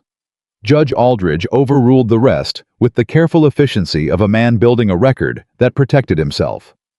Then Margaret set the county recorder payment letter on the table. She read it. She explained the handwriting match to the false boundary records. She heard Fenwick's breathing change from across the room. Not loud, but she was listening for it. Then she set down Boone's complaint notation. She read James's complaint letter aloud. She read Boone's handwritten response. The room was absolutely silent. She looked at Boone. "You read my brother's complaint," she said. "You signed his letter. You understood what he had found." She kept her voice level. It cost her something. She paid it. And 11 days later he disappeared. Boone said nothing.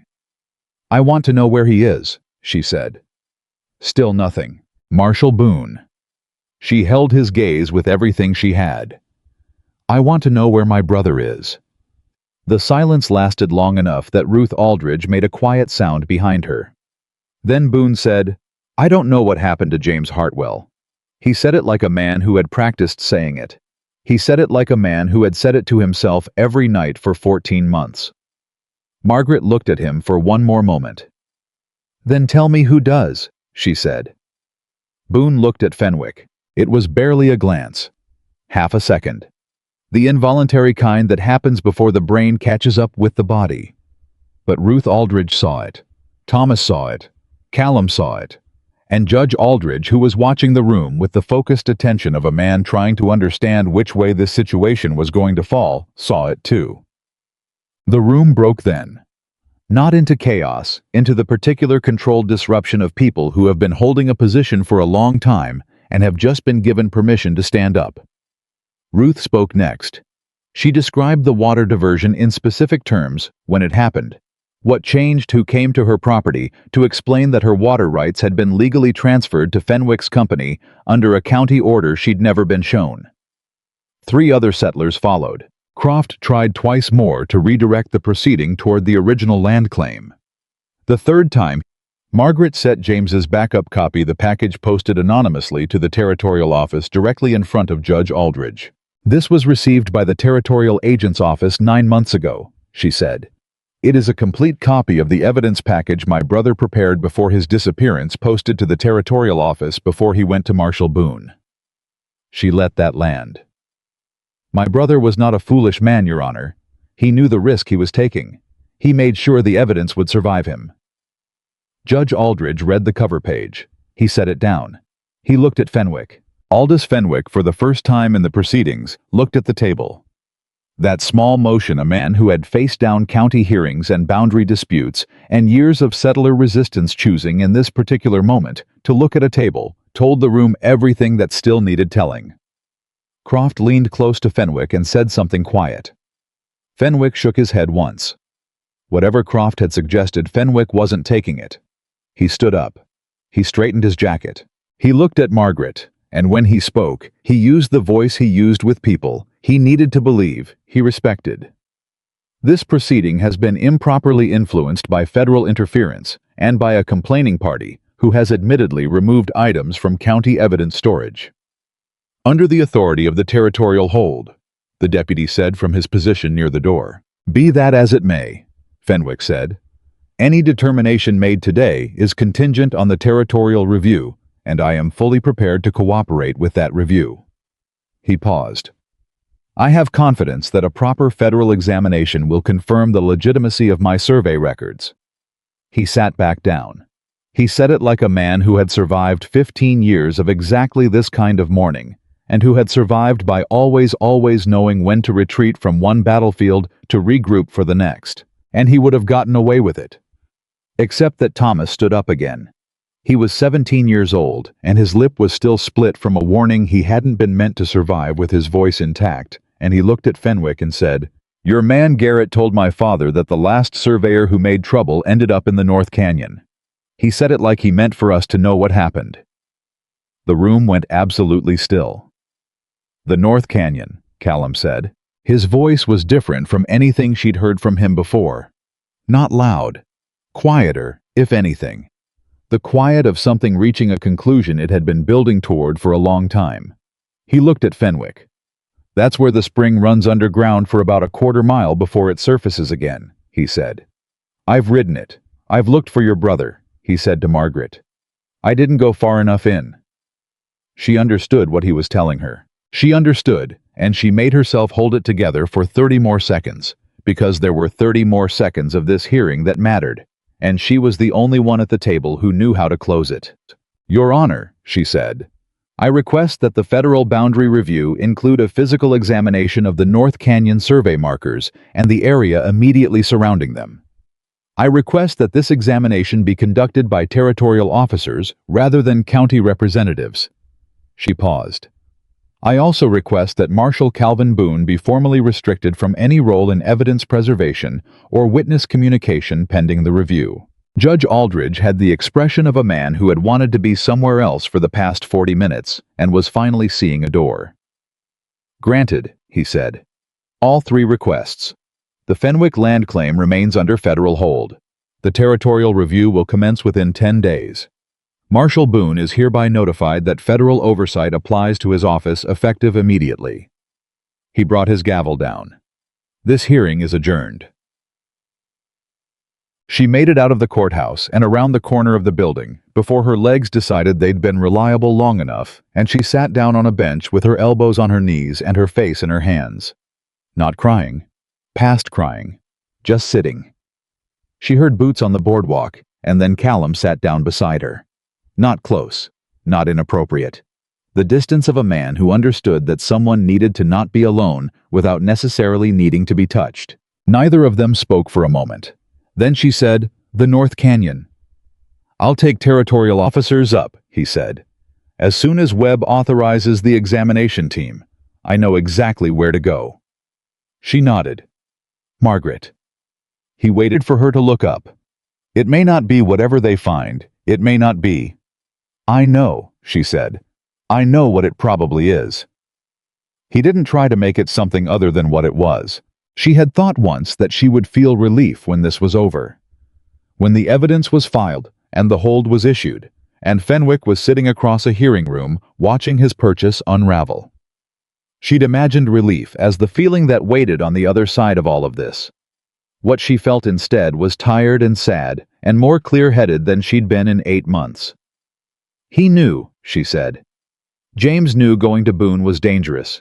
He posted the evidence to Webb first. He had a plan." "How was smart," Callum said. "He was braver than I gave him credit for." She looked at her hands. "I told him not to make trouble. When he came to me before he disappeared, I told him that being right about something wasn't worth losing his position over." She was quiet for a moment. "I was protecting him. Or I thought I was." "You couldn't have known what Boone was." "No." She accepted that. It didn't make the other thing smaller, but she accepted it. "He didn't blame me. In his letter to me, the one at the cache, he didn't blame me." She paused. "He said I taught him to keep records because truth without proof could be buried." Callum was quiet. "That's true," he finally said. "You're the one who read his notation system. You're the one who understood what the 4th cache meant. Without you, the seal plate stays in Boone's property room until the hearing is over and Fenwick files his final claim and there's nothing left to contest." He looked at her directly. "Your brother sent you up that mountain because he knew you'd finish it. He was right." She looked back at him, in the street. She could hear Ruth Aldridge talking to Thomas, her voice carrying the particular tone of an older woman telling a younger person something worth remembering. She could hear the settlers, her settlers, she thought James's settlers, the valley's settlers, making the small sounds of people who had been carrying something heavy and had just been permitted to set it down. "What happens to you now?" she said. Callum looked at the street. "What do you mean?" "The boundary review, the territorial examination. Your ranch is in the contested area until the review concludes." "I've been in a contested area for 3 years," he said. "I'll manage a few more weeks. And after..." He was quiet for a moment. "After I have a boundary that's legally recorded. I have water rights that are documented. I have a ranch I can run without Fenwick's men crossing my north pasture." He paused. It's what I had before. It's what should have always been. You'll go back to the mountain, she said. Yes. She nodded. They were both quiet. She had an offer waiting, she knew it was coming, had seen it in Webb's manner when they were finishing the documents. The Territorial Survey Office needed people who understood James's notation system and could work the boundary review.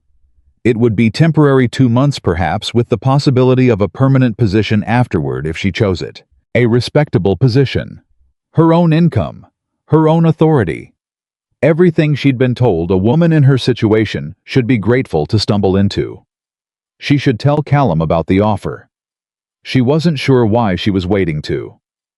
Fenwick won't go quietly, she said instead. Croft will challenge the federal review. He'll lose. Eventually. These things take time. I have time, Callum said. It's the one thing the mountain provides in abundance. He said it without self-pity, which was how he said most things, as pure observation, stripped of the emotional freight that other people loaded onto their own lives. She had come to understand that this wasn't coldness. It was a kind of precision. He said what was true, and he left the rest of it alone. She had spent 27 years being careful with words for different reasons, to be polite, to be appropriate, to avoid conflict, to perform the softness that was expected of her. Callum was careful with words because he meant every one of them. She found that she had started doing the same thing around him. They'll find James, she said, in the canyon. Yes, he said. I need to be there when they do. I know. And I need to bring him home. I'll make sure the territorial team knows that, he said. His remains come home with his sister. That's not negotiable. She looked at the street. Thank you, she said. Don't thank me, he said. He was my surveyor. He did his job and then some. I owe him. She almost let it go at that. Callum, she said. He looked at her. You don't have to frame everything as a debt, she said quietly. Some things can just be because they matter. He held her gaze. For a long moment he said nothing. Then, some things do. He stood. He picked up his hat from the bench beside him. Webb's office will contact you about the review, he said. I'd imagine tomorrow. The territorial process moves faster when Fenwick is the respondent. There's enough on record that Webb won't drag his feet. And you'll go back to the mountain, she said again. Tomorrow, he said. The stock needs tending. He settled his hat. I was going to walk away. Now she understood. He was going to walk back to his horse with the same economy of motion he brought to everything, and he was going to ride north, and the mountain was going to take him back the way it always had, and she was going to have a territorial survey position, and her brother's evidence properly filed, and a legal record that would protect 9 families' water rights for the foreseeable future. She was going to have done what James asked. She should feel complete. She felt the specific ache of something that had not yet been said. The gray mare, she said. Pepper. She's still in your barn. He stopped. He turned. She is, he said. Someone will need to come for her. Someone will, he said. Neither of them said the obvious thing. He touched the brim of his hat, that spare, genuine gesture, and he walked back toward the main street. She watched him go. Behind her. Ruth Aldridge appeared at the corner of the building and stopped when she saw Margaret's expression. Ruth was 61 years old and had been married to a good man for 30 years and had buried him in drought season 2 years ago and had kept her ranch through it and through Fenwick and through everything else the valley had sent her direction. She looked at Margaret. She looked at Callum's retreating back. Oh, honey, she said. Don't, Margaret said. I'm just saying. I know what you're just saying. Ruth sat down beside her on the bench. He's going back to his mountain, Margaret said. And I'm staying to work the territorial review. Those are separate things, Margaret said. They're in separate directions. They are, Ruth agreed. How far away is that mountain, would you say? Margaret looked at her. Half a day's ride, Ruth said. Give or take. I've made it in 4 hours when I had reason. Margaret said nothing. The mare's up there, Ruth said. You'll need your horse eventually. Ruth. I'm just observing facts. Margaret looked down the street where Callum had gone. The dog appeared from around the corner and sat at the edge of the boardwalk, looking back at Margaret with yellow eyes. He seemed to be waiting. "Your brother sent you up that mountain for a reason," Ruth said. "Maybe there was more than one." The dog waited. Margaret stood up. "I need to send a letter to Webb about the canyon examination schedule," she said. "Of course you do," Ruth said. "And I need to find somewhere to sleep tonight." "You'll stay with me," Ruth said. "Thank you." "And in the morning," Ruth said, "you'll do whatever you need to do." Margaret looked at the dog. The dog looked at her with the patience of an animal that had learned to wait for the slow ones. "Your master," she told the dog, "is the most difficult man I've met in my entire life." The dog's tail moved once. He stood up. He turned north. He looked back at her. She picked up the evidence package from the bench. She followed. Not all the way. Not yet. Just to the edge of the street where she could see Callum at the hitching rail checking his cinch with the habitual care of a man who trusted his own hands more than luck. He didn't look up, but his hands slowed slightly. She stopped at the edge of the boardwalk. "The territorial review is 2 weeks," she said. He finished with the cinch. "I know," he said. "After that I'll need to collect the mare." He untied the reins. He turned the horse. "The trail's clear this time of year," he said, "assuming you remember the route." "I remember it." He mounted. He looked down at her from the saddle with gray eyes that said approximately 8 different things, none of which he was going to put into words right now, because that was not who he was, and she was beginning to understand that it was also not who she needed him to be. She could read the other things. She was getting better at that. 2 weeks, she said. "I'll have coffee on," he said. He turned the horse north and rode, and the dog ran ahead of him up the main street, and Margaret stood on the boardwalk in work trousers, belted with wedding satin, and watched them go until the street curved and took them out of sight. Then she went to find paper and a pen, because there were letters to write, and a review to prepare, and a brother to bring home. And after that, she had a mountain to find her way back to. The territorial review took 17 days, not 14. Margaret knew this because she counted them. Not obsessively, she had too much work for obsession, but in the way you count things that mark the distance between where you are and where you intend to be. The first week was documentation. Webb's office processed the evidence package with the methodical thoroughness she'd hoped for, and she sat across from 3 different territorial examiners and explained James's notation system until she could do it in her sleep, which she nearly did twice. The copper survey plates were formally authenticated. The recorder's payment letter was compared against county financial records, and the match was confirmed by 2 independent examiners. Boone's notation on James's complaint was entered into the federal record with the date and a legal assessment that used the phrase willful obstruction of justice in the kind of flat permanent language that courts remembered. The second week was harder. The canyon examination team went north on a Tuesday. Callum guided them. Margaret had asked to come, and Webb had gently firmly told her that the examination was a federal process, and next of kin presence could complicate evidentiary protocol. And she had sat in Webb's office for 10 minutes after he said it without speaking, and then she had said that she understood and gone back to her desk. She didn't sleep well that week. She wrote letters. She helped Ruth draft a formal water rights restoration petition for the families who had sold under coercion. She read survey code until her eyes ached. She found a boarding house 2 streets from Webb's office and paid a week in advance with money. Ruth pressed on her without making her ask for it. On the 9th day, a rider came from the north with a sealed message from Callum. 3 words. "We found him." She held the note for a long time. Then she wrote back, "Bring him home." James Hartwell came back to Harlan Creek on a Thursday morning in late August, carried in a proper pine box by Callum Ross and 2 territorial officers and a young deputy who had never met James but had read his complaint letter twice and treated the box with the respect owed to a man who had done something genuinely difficult. Margaret was at the edge of town when they arrived. She'd been standing there for an hour. Ruth had come with her and stood at a slight distance, giving her the specific proximity of someone who would be there the instant she was needed, and not one moment before. Callum rode at the front. When he saw her, he stopped his horse. He dismounted. He walked to her, and he didn't say anything, because there wasn't anything to say. And Margaret looked at the pine box, and then she looked at Callum, and he stood there in the morning light with his hat in his hands and his weathered face carrying everything.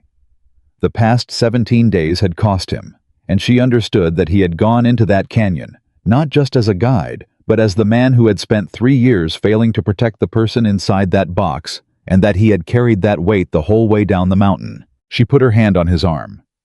Not long. Just a moment. He covered it briefly with his own hand. Then he stepped back and put his hat on and went back to his horse, because there was a grave to arrange and a burial to see to, and both of them were people who kept moving when moving was the only way to get through something. They buried James in the Harlan Creek Cemetery, in the row where the town put the people who had mattered, which was an argument in itself about how much had changed in 3 weeks. Margaret had not expected the number of people who came. Thomas was there, and Ruth and the 9 Valley families who had ridden down for the hearing and had not entirely returned to their ordinary lives, as though some part of them understood that the ordinary lives they'd had before were not the ones they'd be returning to. Webb sent his deputy. 3 settlers from the far eastern range that Margaret had never met came because they'd heard what James had found and wanted to pay their respects to the man who'd found it. Even Judge Aldridge came, which was either conscience or political survival instinct, and Margaret decided it didn't matter which. Callum stood at the back. After the burial, when the crowd broke apart into the small, quiet movements of people who have shared a grief and are finding their way back to their separate selves. Margaret went to him. "You don't have to stay," she said. "I know you have stock." "I had someone look in on them," he said. She looked at him. "Mateo," he said, "from the Eastern Range. He owes me a favor." She understood that he had arranged to stay before he knew how long the burial would take, which meant he had decided in advance that he was not going to leave her alone for this part of it. She looked at the grave. "He would have liked all of this," she said. "The territorial officers, the federal record, the notation system in official evidence." She paused. He spent years being told his work was too precise for practical use. He was told he measured things that didn't need measuring. Fenwick's boundary would have held if he hadn't measured it, Callum said. Yes. Precision mattered. It did. She was quiet for a moment. "Croft filed a procedural challenge yesterday," she said. "Against the federal hold. Webb's office expects it to be dismissed within a month." "I know," Callum said. "Webb wrote to me." She looked at him. "He wrote to you about the North Pasture boundary confirmation. Once the federal review concludes, the original survey line will be legally recorded. My water rights are fully restored." He paused. Webb also mentioned that Fenwick's banking investors have begun withdrawing. Apparently, federal scrutiny affects creditworthiness. "Good," she said. "His operation north of the ridge is already understaffed. 3 of his hired men left the week after the hearing." She thought about Garrett, who had ridden into Callum's yard with his rifle, and his rehearsed authority, and his certainty that all of this was already decided. She wondered where Garrett had gone, and then decided she didn't need to know. "Boone," she asked. "Federal oversight pending formal charges," Callum said. "Webb told me the willful obstruction finding is likely to generate criminal referral within 60 days. "Not fast enough," she said. "No," he said. "But permanent." She accepted that. Permanent mattered more than fast in the end. James had known that. He had built his evidence to last, not to move quickly. He had posted a backup copy to a federal office, and trusted that institutions, when properly pressured, would eventually function as intended. He had been right. It had cost him everything to be right, and he had done it anyway. "Webb offered me the position," she said. "Permanently. Field surveyor and documentation examiner for the territorial office." Callum looked at her. "He said they haven't had someone who could work James's notation system since James," she said. "He said the Valley families need continued oversight of their water rights, and someone should be doing it who understands the local survey history." "It's a good position," Callum said. "It is. Your own income, your own authority." He was watching her carefully. "Everything you'd have lost by going through with the wedding." Plus considerably more, she said. You'd be good at it. I know, she said. I've been doing it for 3 weeks, and I'm already better than the 2 examiners Webb has on staff. Something moved in his expression. Not surprise.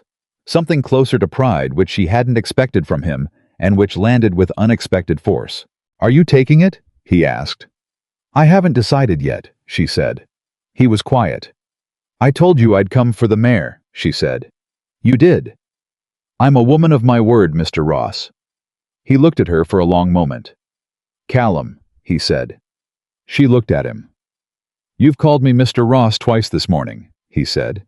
You stopped doing that around day 2 on the mountain. I'd like you to stop doing it again. She felt something ease in her chest. Callum, she said. That's better. I'm coming for the mayor, she said. And I want to see the north pasture when the boundary markers are restored. James's survey recorded a spring on your eastern range that nobody has officially documented in 30 years. I'd like to document it properly. That would take some time, he said. Yes, she said. It would. He held her gaze. I make decent coffee, he said. I know, she said. I've had it. He put his hat on. He looked at her with those gray-brown eyes that she had learned to read like terrain, where the flat surface meant steady ground and where the slight change meant something significant was underneath. There was something significant underneath right now. She waited. When I came down from that mountain 12 years ago, he said, I made a decision that it was safer to have nothing that could be taken from me. She didn't say anything. James took something from me when he showed up asking about water rights, he said. He made me remember why I cared about the boundary in the first place. He made me care about losing it. He paused. And then you came up that ridge in a wedding dress in a thunderstorm and... He stopped. And, she said. And you made it considerably more complicated, he said. She looked at him. That is the least romantic thing anyone has ever said to me, she said. I'm not a romantic man, he said. No, she agreed. You're an honest one. He was quiet. She stepped forward. She stood close enough that she could see the gray at his temples, and the lines the mountain had cut into his face, and the specific careful attention he was giving her right now, as though she were something he was afraid to calculate incorrectly. I'm not coming back to the mountain because you saved me, she said. I saved myself largely. You helped. You saved yourself entirely, he said. I provided the horse trail. And the coffee. And the coffee. She looked up at him. I'm coming back because beside you I think more clearly, she said. I'm harder to frighten. I'm better at the things that matter. She paused. I'm coming back because James sent me to find an honest man, and I found one, and I'm not inclined to ride away from that without a very good reason. I can list several good reasons, he said. The mountain is difficult. The winters are brutal. I'm not sociable, and I'm unlikely to improve significantly in that regard. Callum, she said. The nearest town is a full day's ride, and I have opinions about most of the people in it. Callum.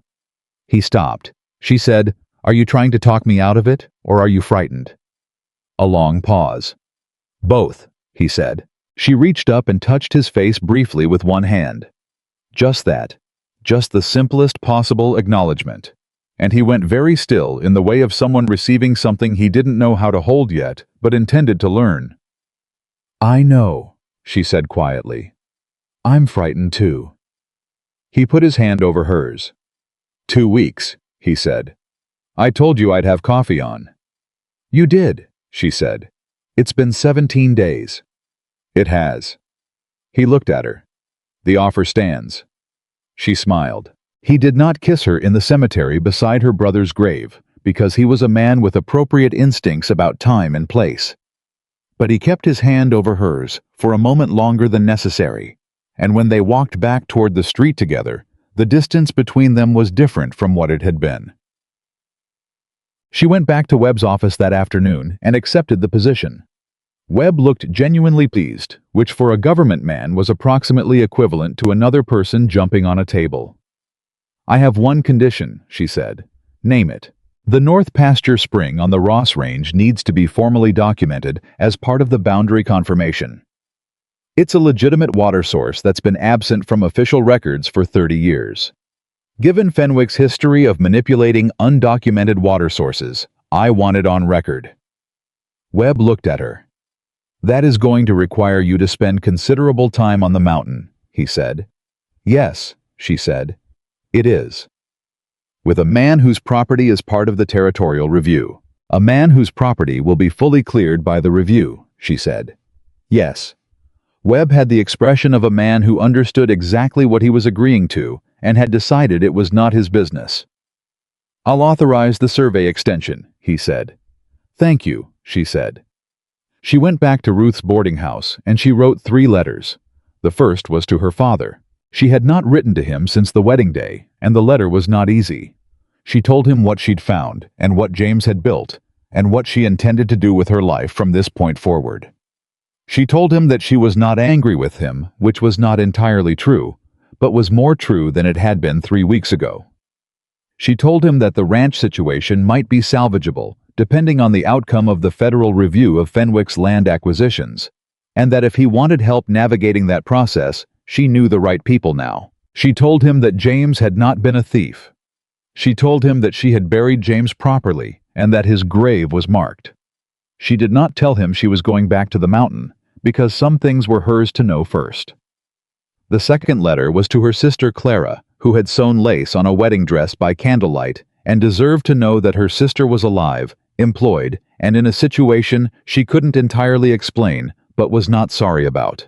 The third letter she addressed simply to Eagle's Tooth Ridge, which was not a postal address but was specific enough that the Harlan Creek postmaster, who knew perfectly well where Callum Ross's cabin was, would get it there. She wrote survey extension authorized for North Pasture Spring, arriving in 10 days to begin documentation. Please ensure the coffee is adequate. She sealed it. She held it for a moment. She turned it over and added on the outside, "Bring the dog." 10 days later, she rode north. She'd traded the wedding shoes for proper boots she'd bought herself with her first territorial pay. The sage green dress was gone.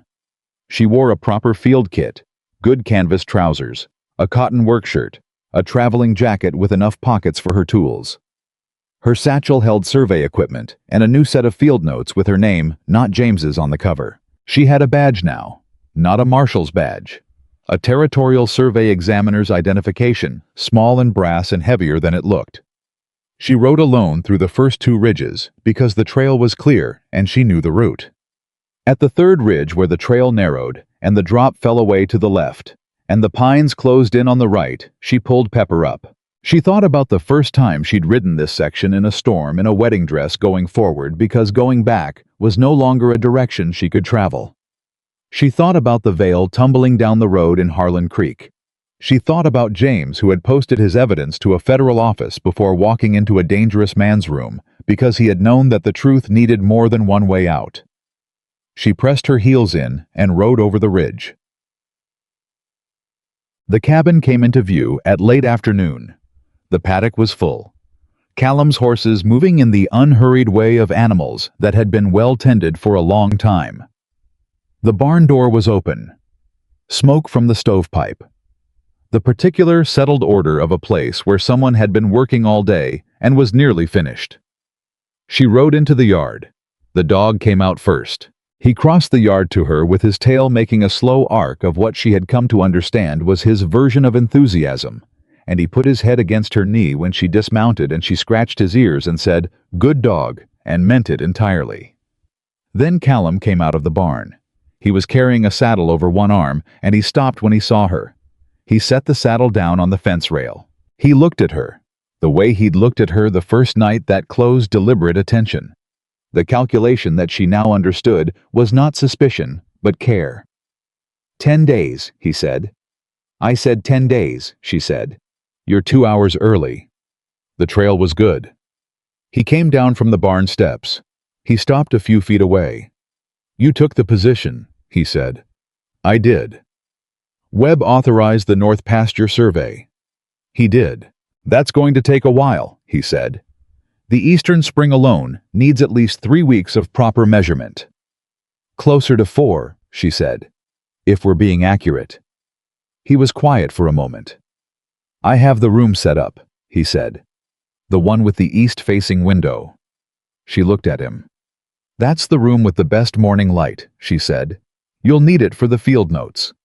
"That's very practical of you." "I'm a practical man," he said. She was smiling now, and she didn't try to stop it.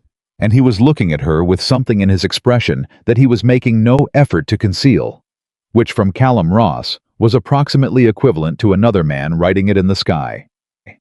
"The coffee," she said. "On the stove," he said. "Is it adequate?" "It's better than adequate," he said. "I've been practicing." She laughed. It came out of her before she could manage it, genuine and unguarded, and it surprised him. She could see that, and he watched it happen the way he watched things that mattered to him with full attention. Then something shifted in his face. He crossed the remaining distance between them. He was not a man who did things partially. She had learned that about him early.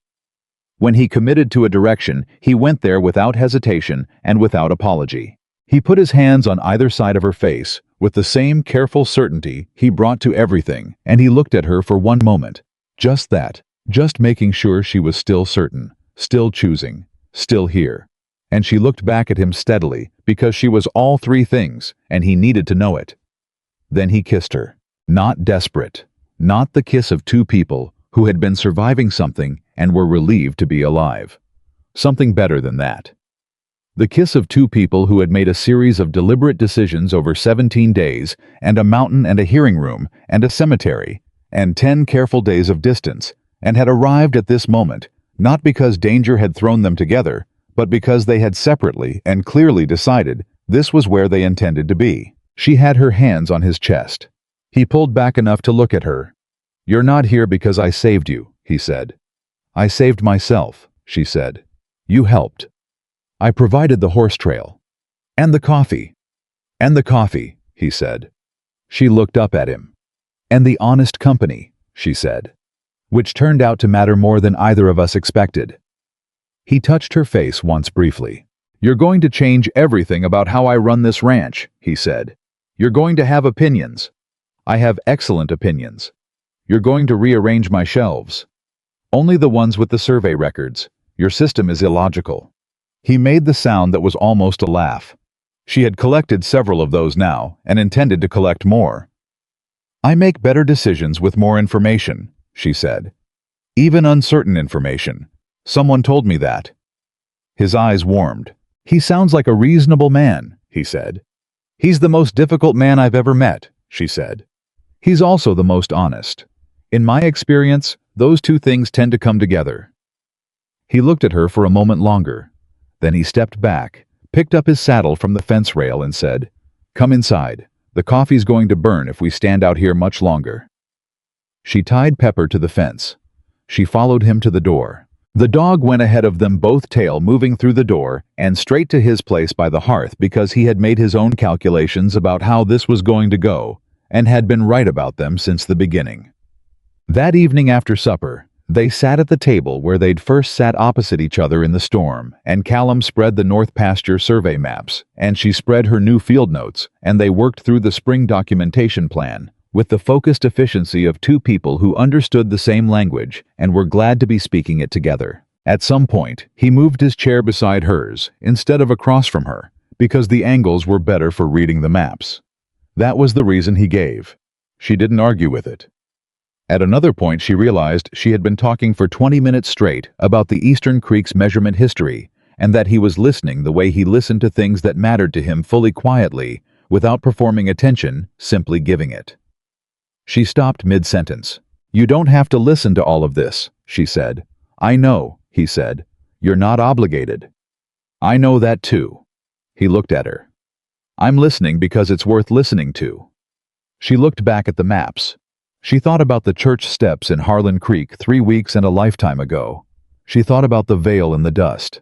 She thought about riding north in a storm in a wedding dress because forward was the only direction available. She thought about James, who had sent her up a mountain to find an honest man, and had been right that she'd need one, and had been right about which one, and had trusted her to understand that eventually. "Thank you," she said. Callum looked up from the map. "For listening," he said. For being what James said you were, she said. It made everything else possible. He was quiet for a moment. He was a good surveyor, he said. He saw things accurately. Yes, she said. He did.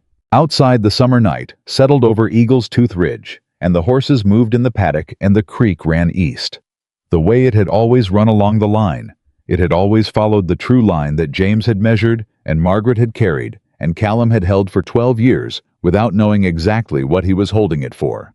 They knew now. They worked until the lamp burned low, and then they sat for a while in the easy quiet of people who had run out of necessary words and were content in the space that remained, and the dog slept, and the mountain held its old patient weight around them, and Margaret Calloway, who had torn a veil from her face 3 weeks ago and ridden north toward nothing but the truth, found that she had arrived somewhere she had not known she was looking for. Not a rescue, not a refuge. A place she had chosen. Freely, with full information, eyes open, the most honest thing she had ever done. She picked up her field notes and wrote the date at the top of the first page. Then she wrote her name. Underneath it, she wrote Eagle's Tooth Ridge. North Pasture Survey, Summer 1883. Documentation begins tomorrow. She set the pen down. Callum looked at the page. He reached over and set his thumb below her name, the same way she'd seen him set a fence post, deliberate, certain in exactly the right place. Tomorrow, he said. Tomorrow, she said. They were both still. Outside, a night bird called once from the ridge. The mountain answered with silence, which was its own kind of yes.